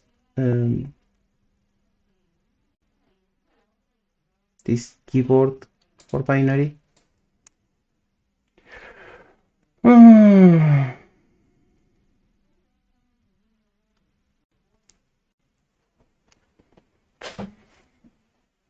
So says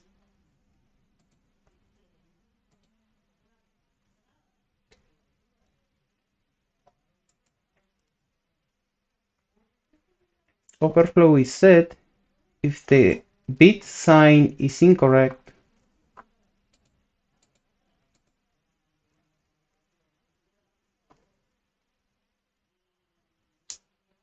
So in this case, the result is FF, once more 40, 41, and FF.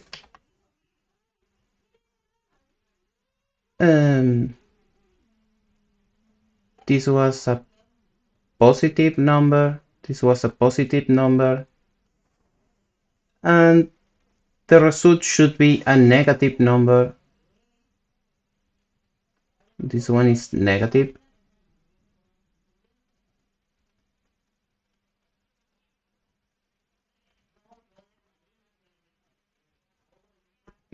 And the complement, if I turn this FF into a negative number, it turns into -1, which is correct. I don't see what is wrong. It is set.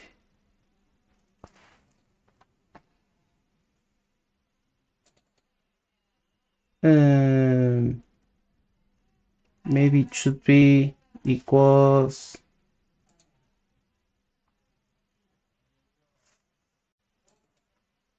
result and sign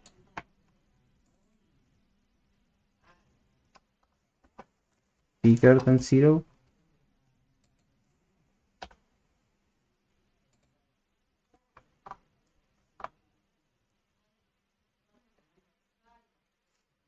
Maybe it's like this. Ba-ba-bum. Nope.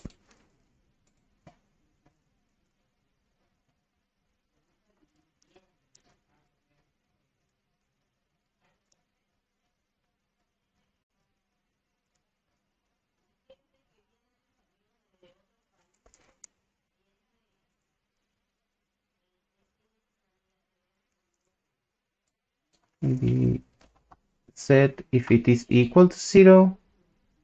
Yes, because it should be set if the bit is incorrect.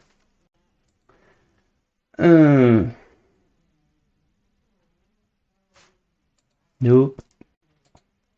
It's failing even earlier.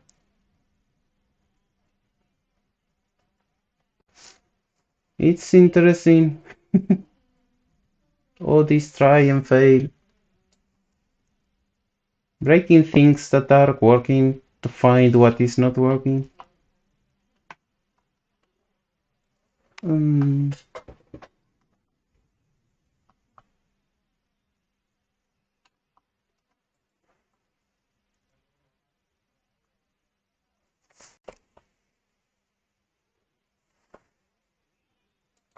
So how does it work in here? So what is this operator? I don't remember.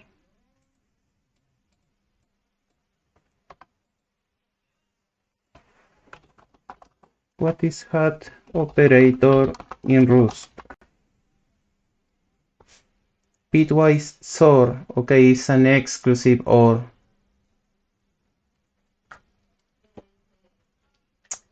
Okay, so maybe that is what is wrong. I'm making an AND, and I should be doing a XOR. So I can make comparing result to both. I can try this operation. Seems more interesting. BA or XOR and result and PP or P result and it is yes, and it is the sign bit. Then it is set.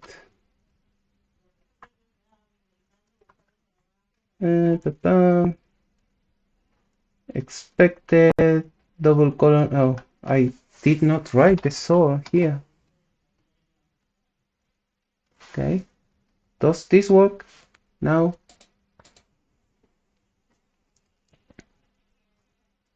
Okay, failing. And it's failing earlier again.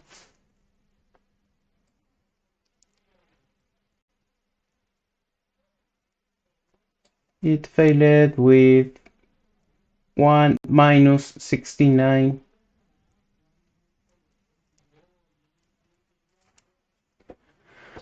Can I write SOR? No.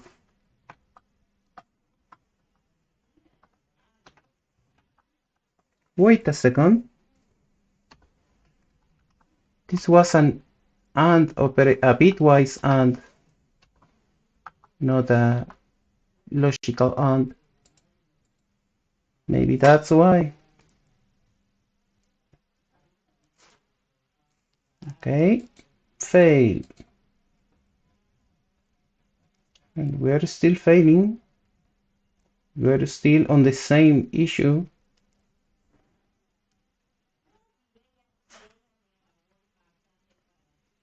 So let's try to make it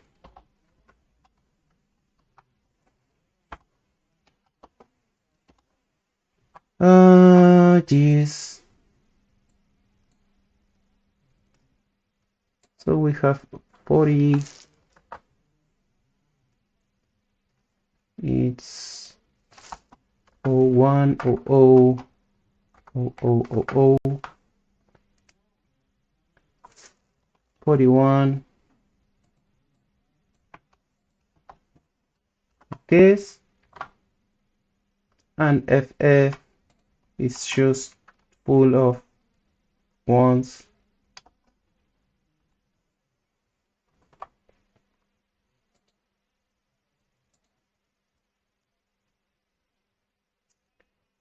Data and result and previous value.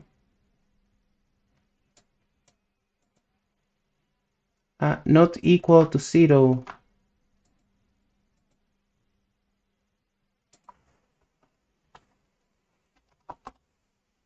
I think it is the same anyway.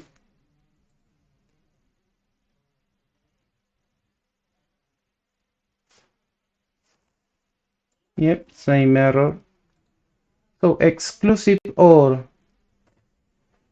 PA and result, we have 1 or 0 or 1 is 1, 0 or 1 is 1, and 1. So this is meant to be true. So what the hell is wrong with this?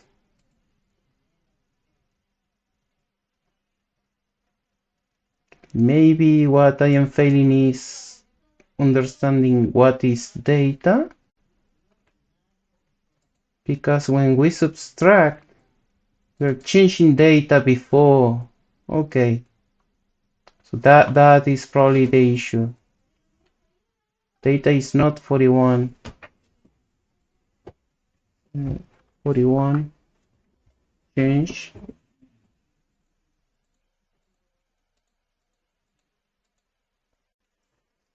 plus 1.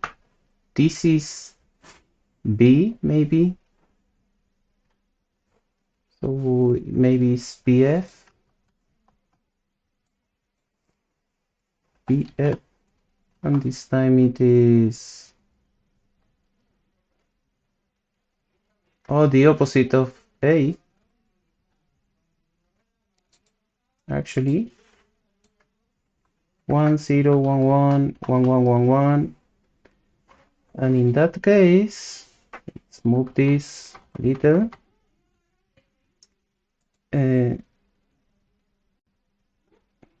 0 XOR 1 is true. 1 XOR 1 is false. So for that case, it should be unset.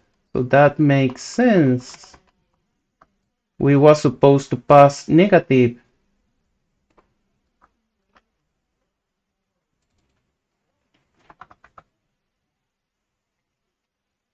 This is add with carry. Oops.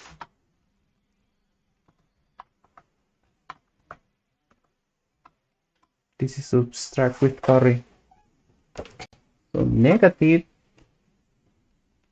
is the one that was meant to be passed, most probably, because it's the one that is being added in here.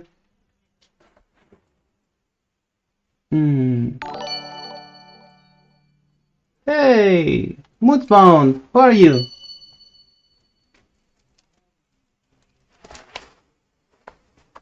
What's up, Raider?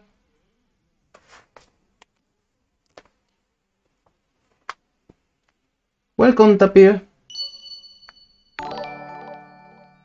You're the guy who is always complaining of people making games and you never show your game? Is that right? So what's up? How was you doing in your stream? I'm just smoking, Tapir. Don't worry.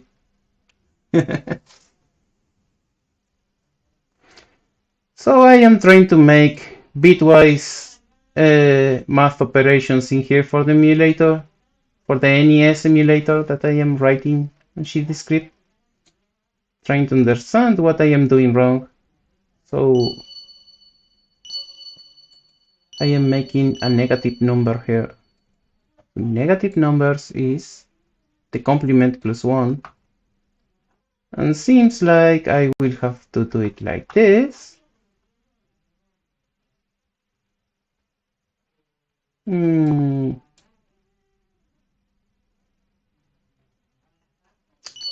Do I want to crop it in here? Probably.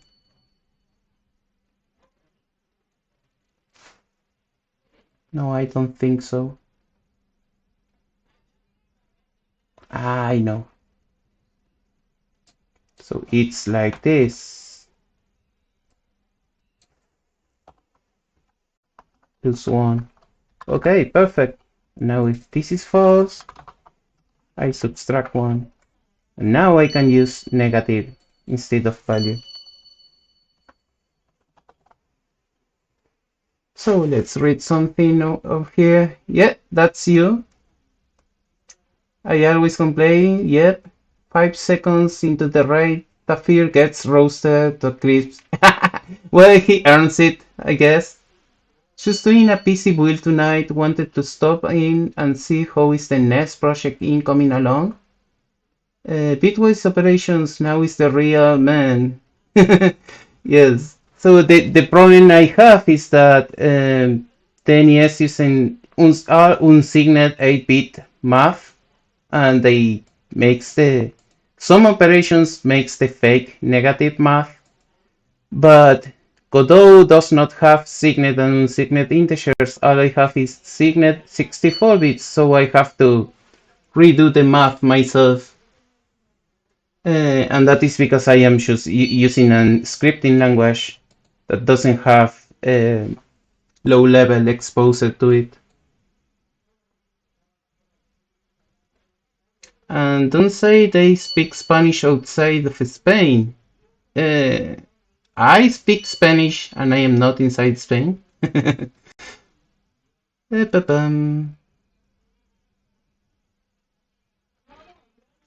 ¿Tapir is from Argentina?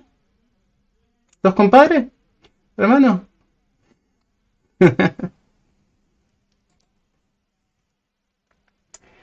Let's keep it at show.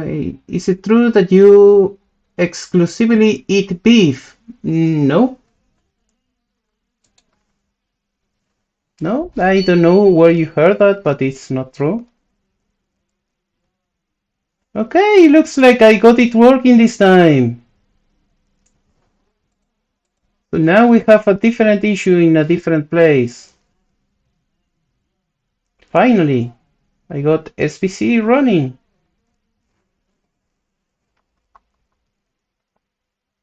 So this is the thing. I am following this tutorial that is written for Rust, which indeed has signet and unsignet math. And I am currently into this chapter saying that there is this ROM that you can load into your emulator, make your emulator make prints, and compare those prints to this log file. And that is what I am currently doing. I am executing instructions into my CPU and comparing my prints to the prints of the log file. And I am identifying where is the failed ones, and I use that to find errors in my CPU. So there are a couple ones, but I am going from top to bottom.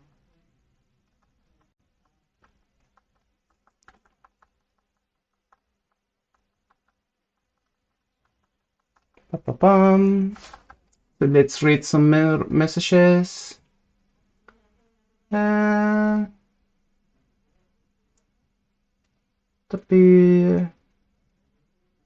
Is it true that you eat beef? No, I said no. And ride horses instead of cars? No, we don't ride horses. Is the economy getting any better, or maybe you don't want to mention that topic? Well, I am not the best person to answer that because I am a little privileged in that sense. So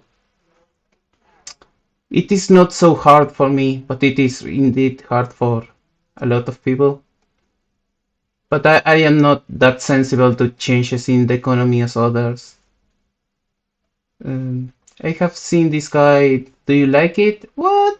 Yes, it is a very interesting guide and gives you the bare minimum to do the job in a way that is enough for me to understand the task. There are caveats that I have to learn myself that are not mentioned and that could be improved. But I learned to like it, more or less.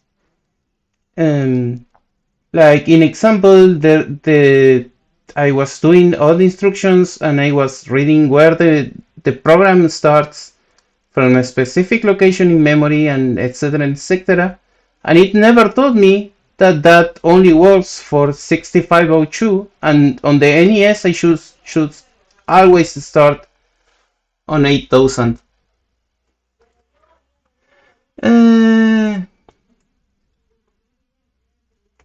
Also, I am inbreed, so let's not talk about those little islands in the south. Okay, yes, so I have my own opinion about that.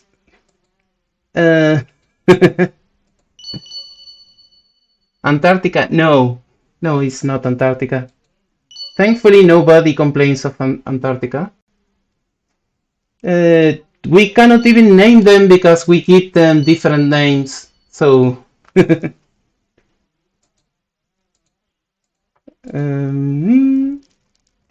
let's find what was the first error we got.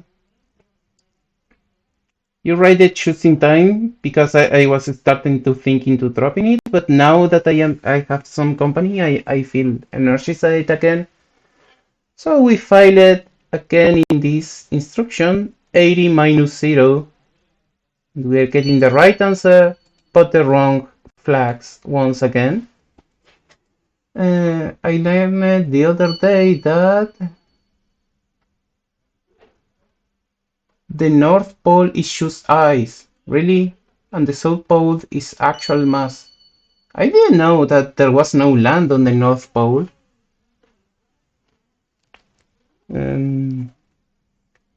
So we are getting 25 in our flags, and we're expecting to have 65. So the flag that is failing is once again the overflow flag. Oh, this is so annoying. So we have 80 and we want to subtract SVC 0. So if I go to my code, A, which is the previous value, was 80. B is negative B, that is FF plus 1, and that is 100.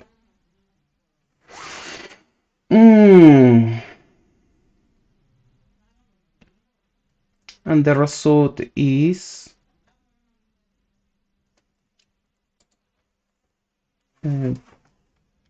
80 plus 100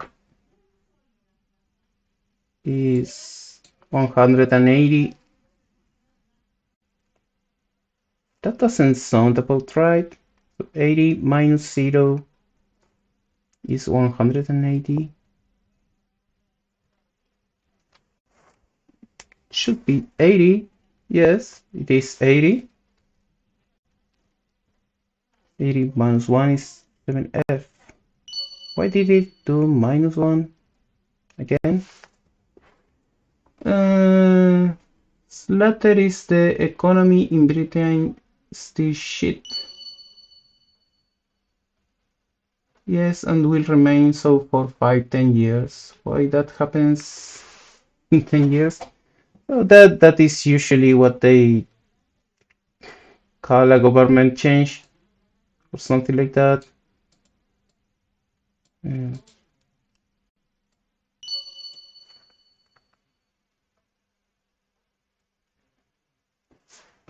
Yet. So let's also not talk of Brexit.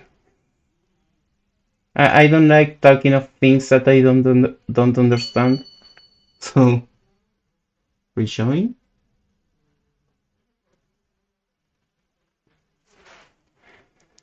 Ay ay ay.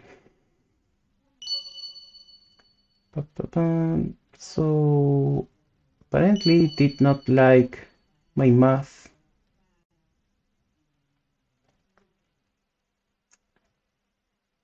What if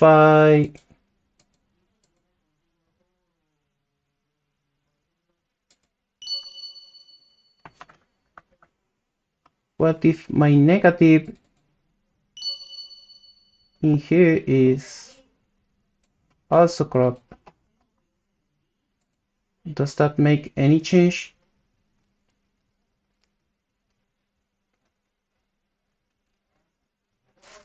Okay, we got errors,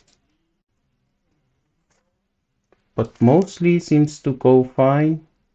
Where is the error?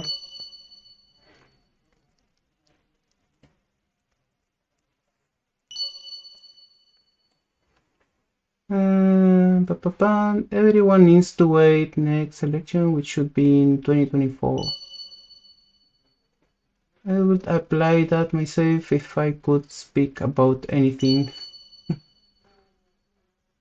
It's 5 a.m. here. Okay, in here it is midnight. Exactly midnight. 10 for midnight. Try to sleep a bit. Okay. Yeah, go to your tree or something. Where do tapirs sleeps? Good night. See you later, tapir. Okay, good night, Slater. Thank you for coming by. It was nice to have a chat. Let's see, where are you, print? What is the error that I was searching for?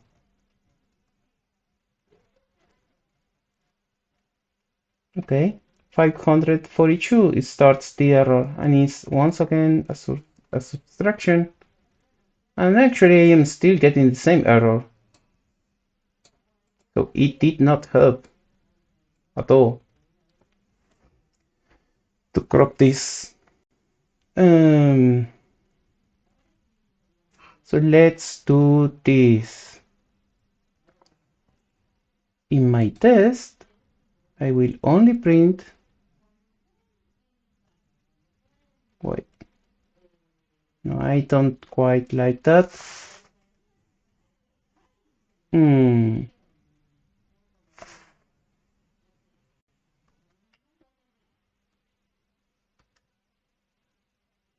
Well, for now, let's do that. If line is bigger than 535, so I can find it faster.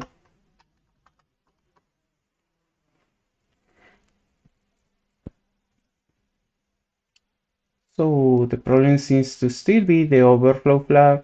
Wait a second, this is not the same. No, yes, it is the same. We are expecting to set the overflow flag, but it's not being set.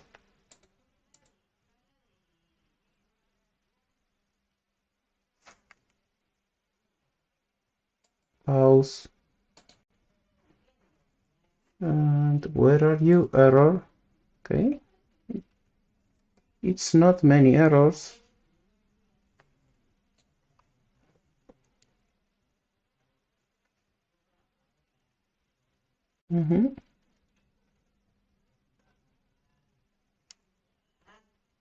So all errors are happening on the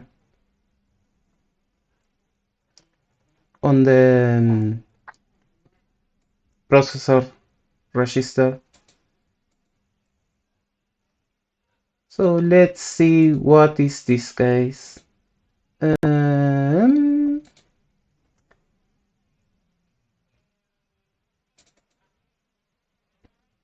The data is supposed to be this value.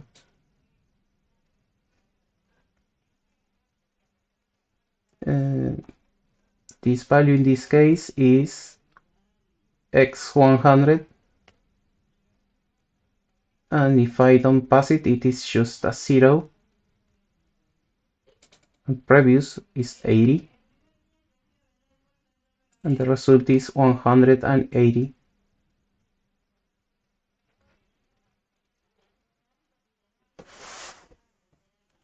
Is that right?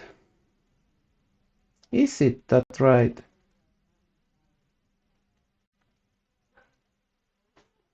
Oh, carry was set, that's why it subtracted 1.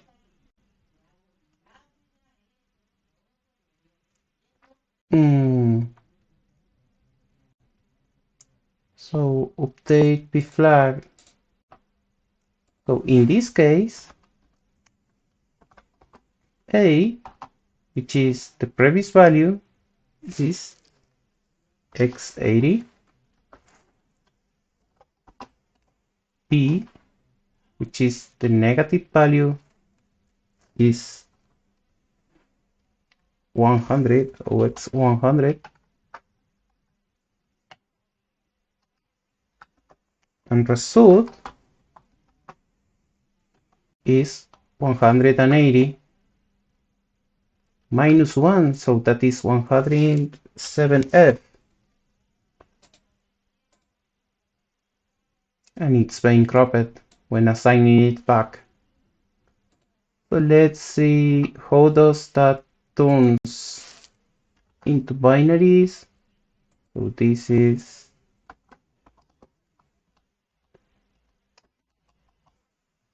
like this.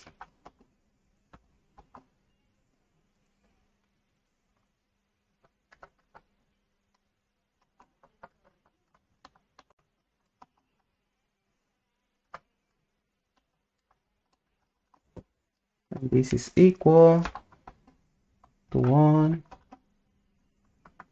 And let's see, 100 is correct. And 17f is 1 0 1 1 1 1 1 1 1. Okay, seems about right. But let's make the math now. A exclusive OR is 1. B exclusive OR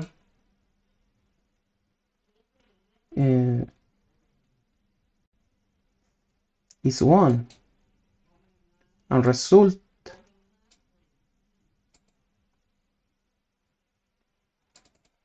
does not have a 1, so this one is meant to be unset. And that is what happens here. But it seems to want to have it set. So what are we doing wrong here?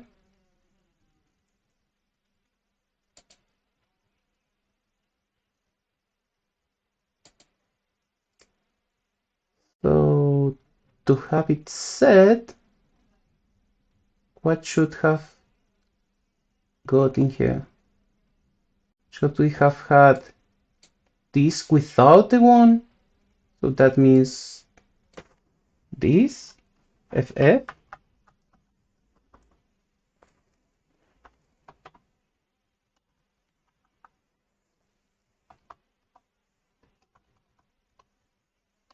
This is what should have we had.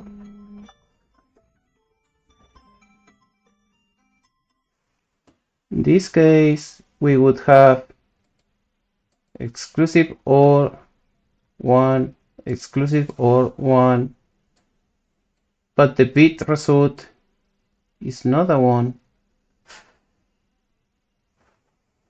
So it's also,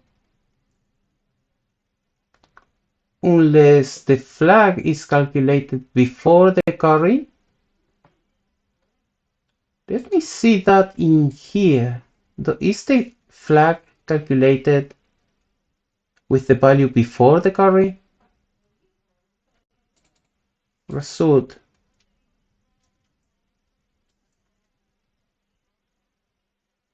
No, the result includes the carry. It does include the carry. So it cannot be that.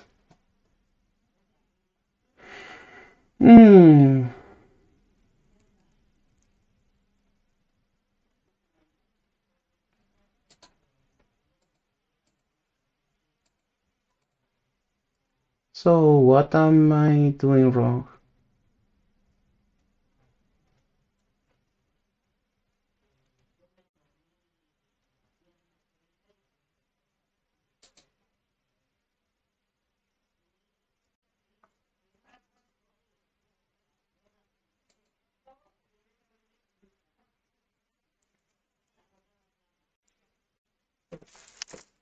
I am confused because the result does not have the 7-bit set. It is impossible to return true in here. Wait a second. No, I am just thinking garbage.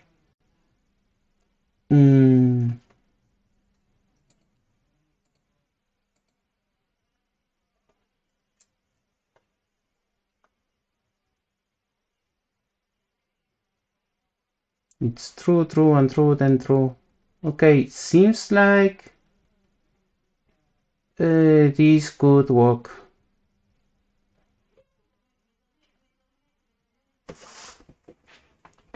Okay, let's take a look. Go back to my function, and instead of cropping this,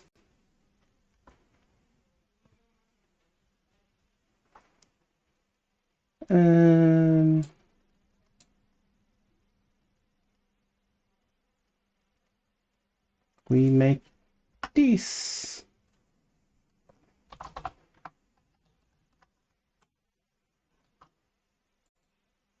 This seems about right.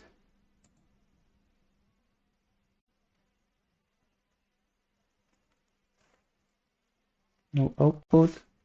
Now we got no error in that instruction. And no error so far. So let's continue and see what happens. Okay, got an error. And the error is happening on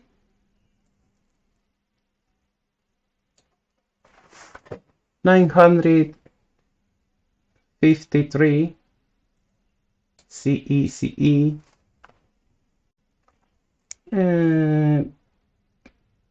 What is this BPL?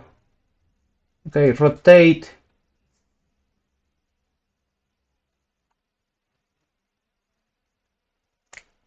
Rotate seems to have failed. And what failed is the processor.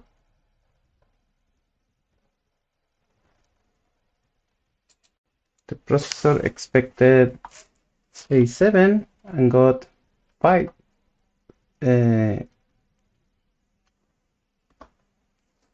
8, 7. So the flag that is failing is actually which one comes before overflow? It's branch 2? Yes, it's branch 2. Why should it be set?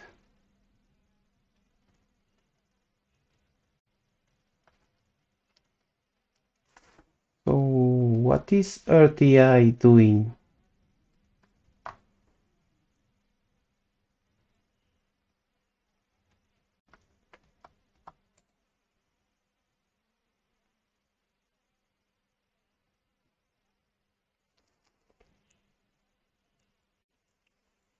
So let's take a look to this. I want to check something. How far do we need to go before the first real problem? C6PD and let's log find C6PD. Okay, 5,000. We have barely reached the first 1,000.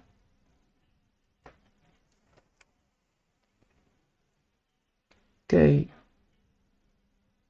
what does RTI do? Oh, it's return interrupt. Actually, it's not rotate.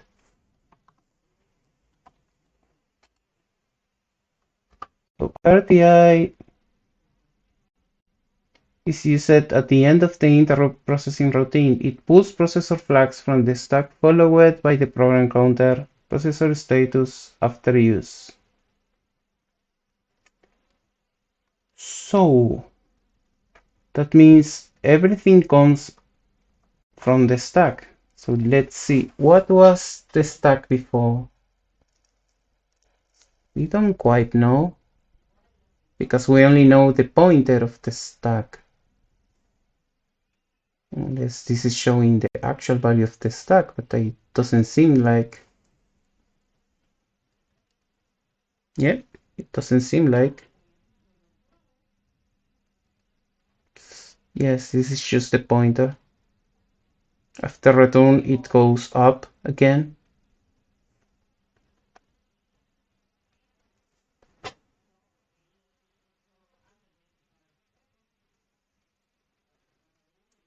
So maybe what failed is not the pull, but the push RTI. When did we push A, LDA? Now we're pulling, and we're pulling 87, but it wants A7. So RTI makes a change after pulling the value, or push is changing before pushing to the stack. What is the response? What does RTI do for you? Okay, RTI is swapping values on the moment.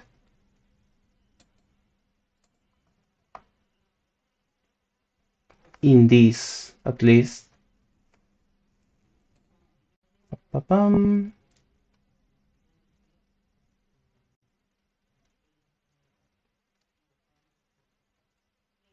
This no op is interesting. Maybe it means it is from the NES CPU. Ba-bam. So let's look at the RTI. Oops. Find RTI. Wait, this is not the file. Return from interrupt is getting the value. And apparently flags.v.value equals to false. And v2 equals to true. And I don't know, this is not commented. It is literally not in this description. So I don't know why this is changed.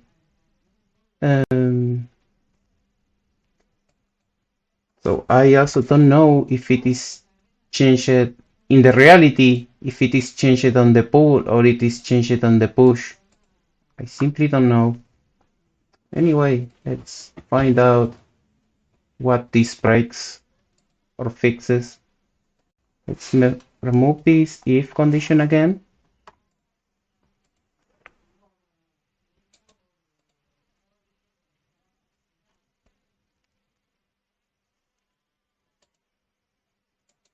Can you work? No? Okay. Project close.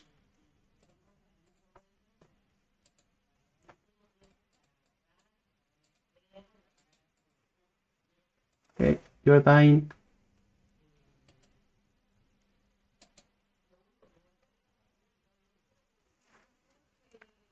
And resurrecting just for a moment.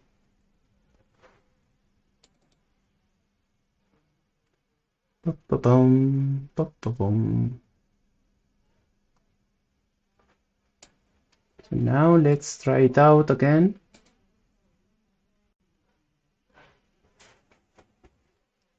It is running, no errors.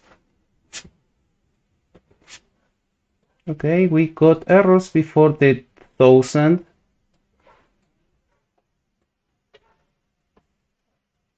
Okay, we have a couple of cases. Jump has failed. And it's failing on. Oh, it's just this. How this is printing. So I can ignore that. LSR is saying A for this case.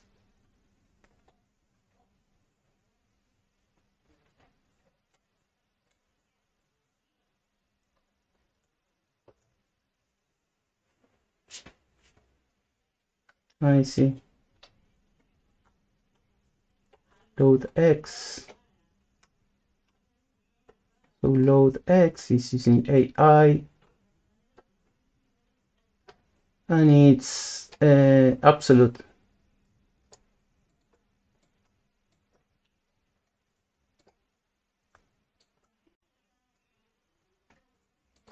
So is absolute missing something?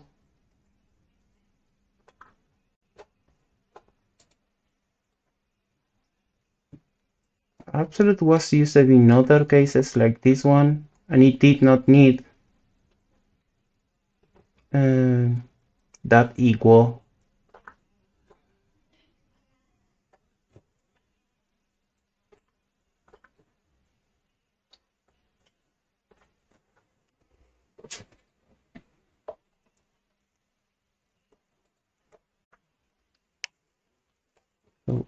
if instruction mnemonic begins with LD, out plus equals, and then what would this be? The address? Actually need this argument. It's the address or the value? No, it's the value. The address is this one, right?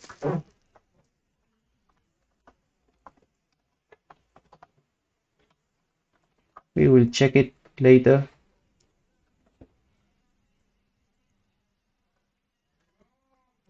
I don't know why this specific case is special. LSR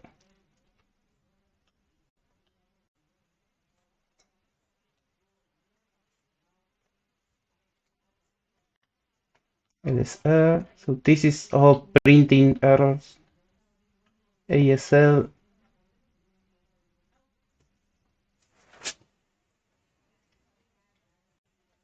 LSR LSR.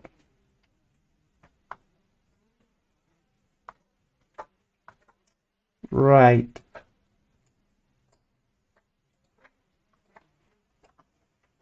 LSR. I think I know LSR.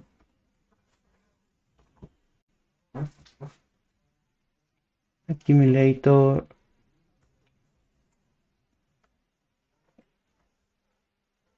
I see. And this is, so that's why. So LSR has -1, I think. Let me see actually in the CPU what is LSR used like, because we have the register name or the addressing mode. So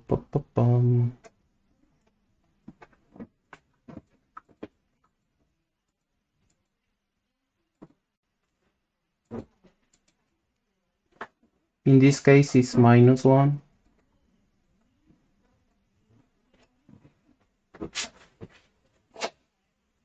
So what does it do for -1? Let me try to remember that. If it is -1, it gets the value.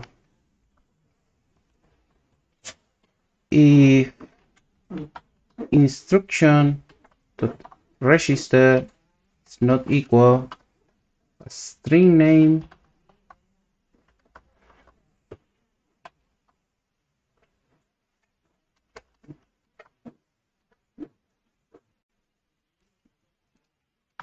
wait, this is actually the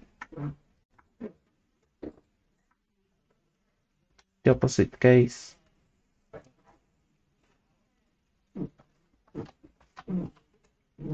If instruction dot register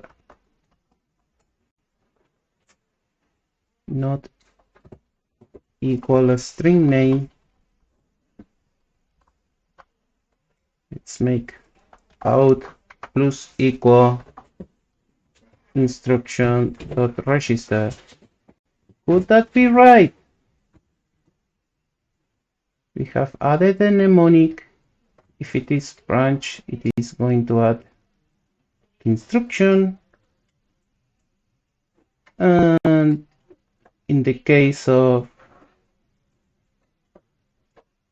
LDA, sorry, not LDA, LSR, if it has a register, it will print it. Let's try to give it a shot and see if it breaks more than it saves. Okay, it is annoying.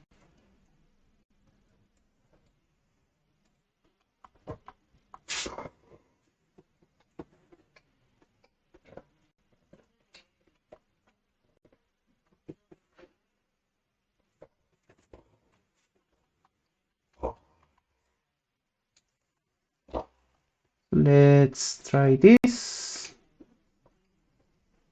And we're going to have to do some special cases, I guess, for specific instructions.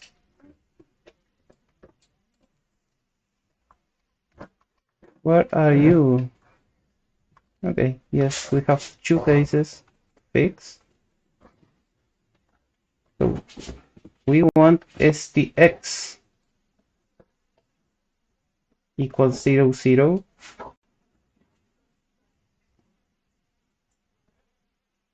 And we want stx equals fb in here. So question is,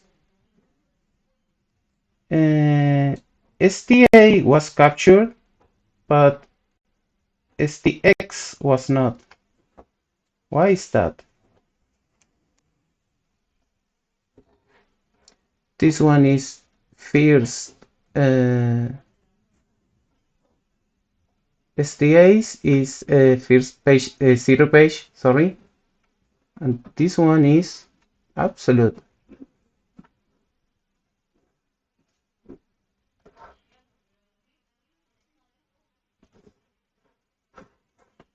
So if it begins with LD or begins with ST, we now trust that. Okay, we got an overflow there.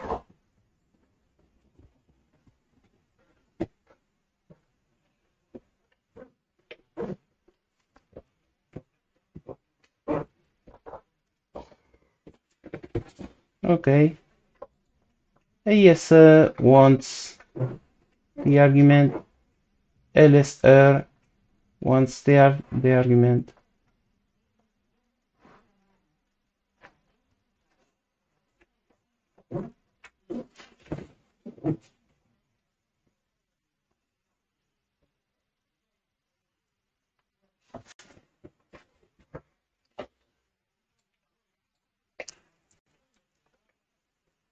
So let's uncomment this and let's start the whitelist. If instruction dot mnemonic in some array and the register is not empty,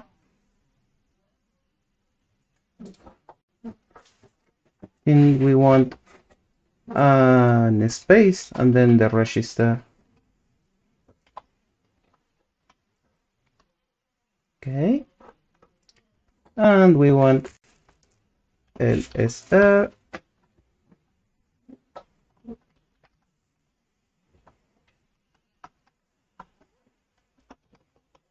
ASL, if I remember correctly.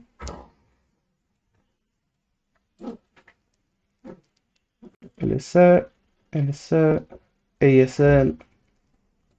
Okay. And let's make this print. So we want to check 983 on God.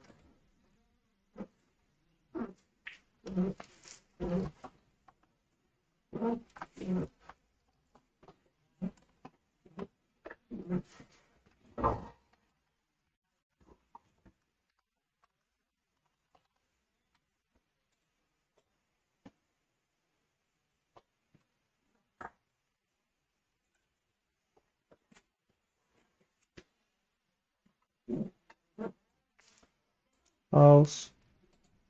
So what are we getting now? Okay, these are real errors. Okay, roll also wants to print.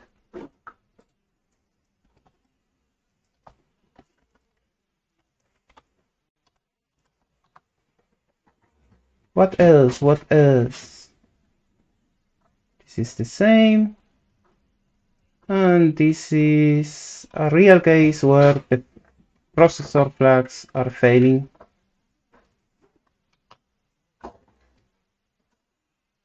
And we're on line 1051 now.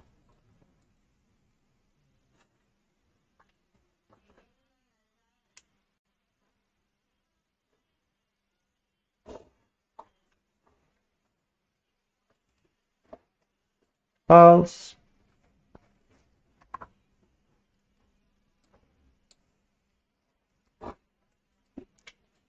Okay, I made something wrong. Why do I have two spaces? It's happening in all of them.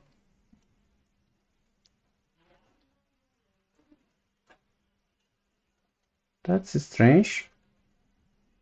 Oh, it already has the space in here. Boo.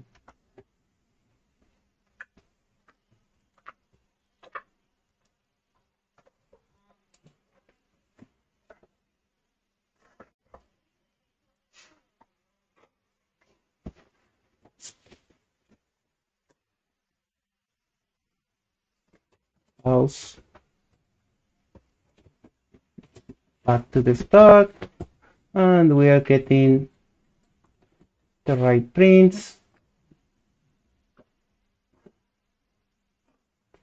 And we have to whitelist roar as well.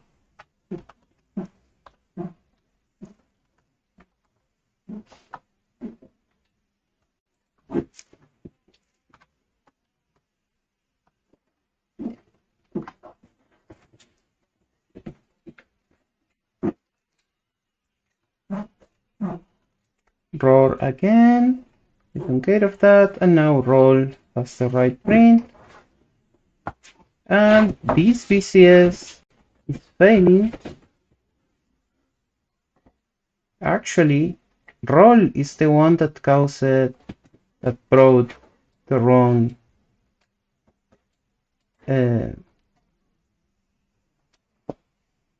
processor flag.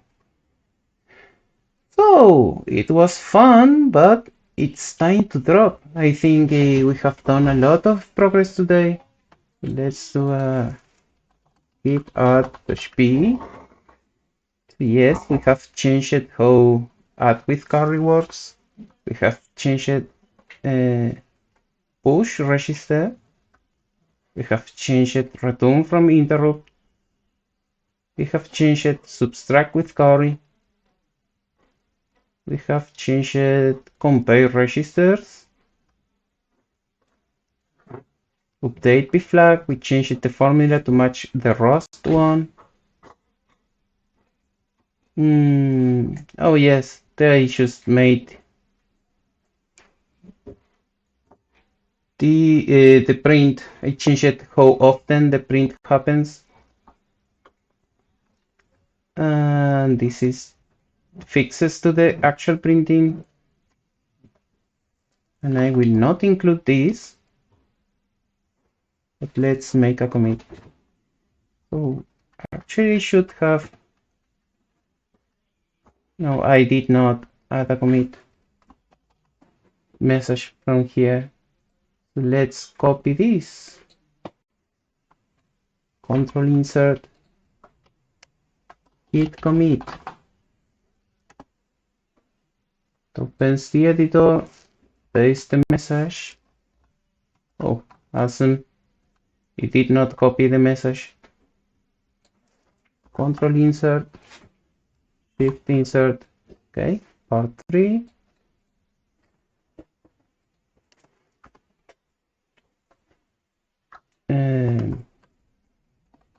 Improved printing and fixed some instructions on CPU.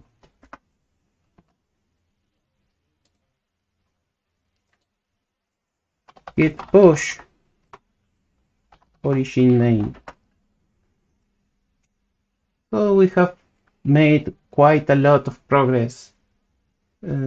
I did not realize the music stopped like hours ago. Never played it again. So it was meant to be a more chill music this day, but shit happens. Anyway, thank you very much for coming and see you next stream.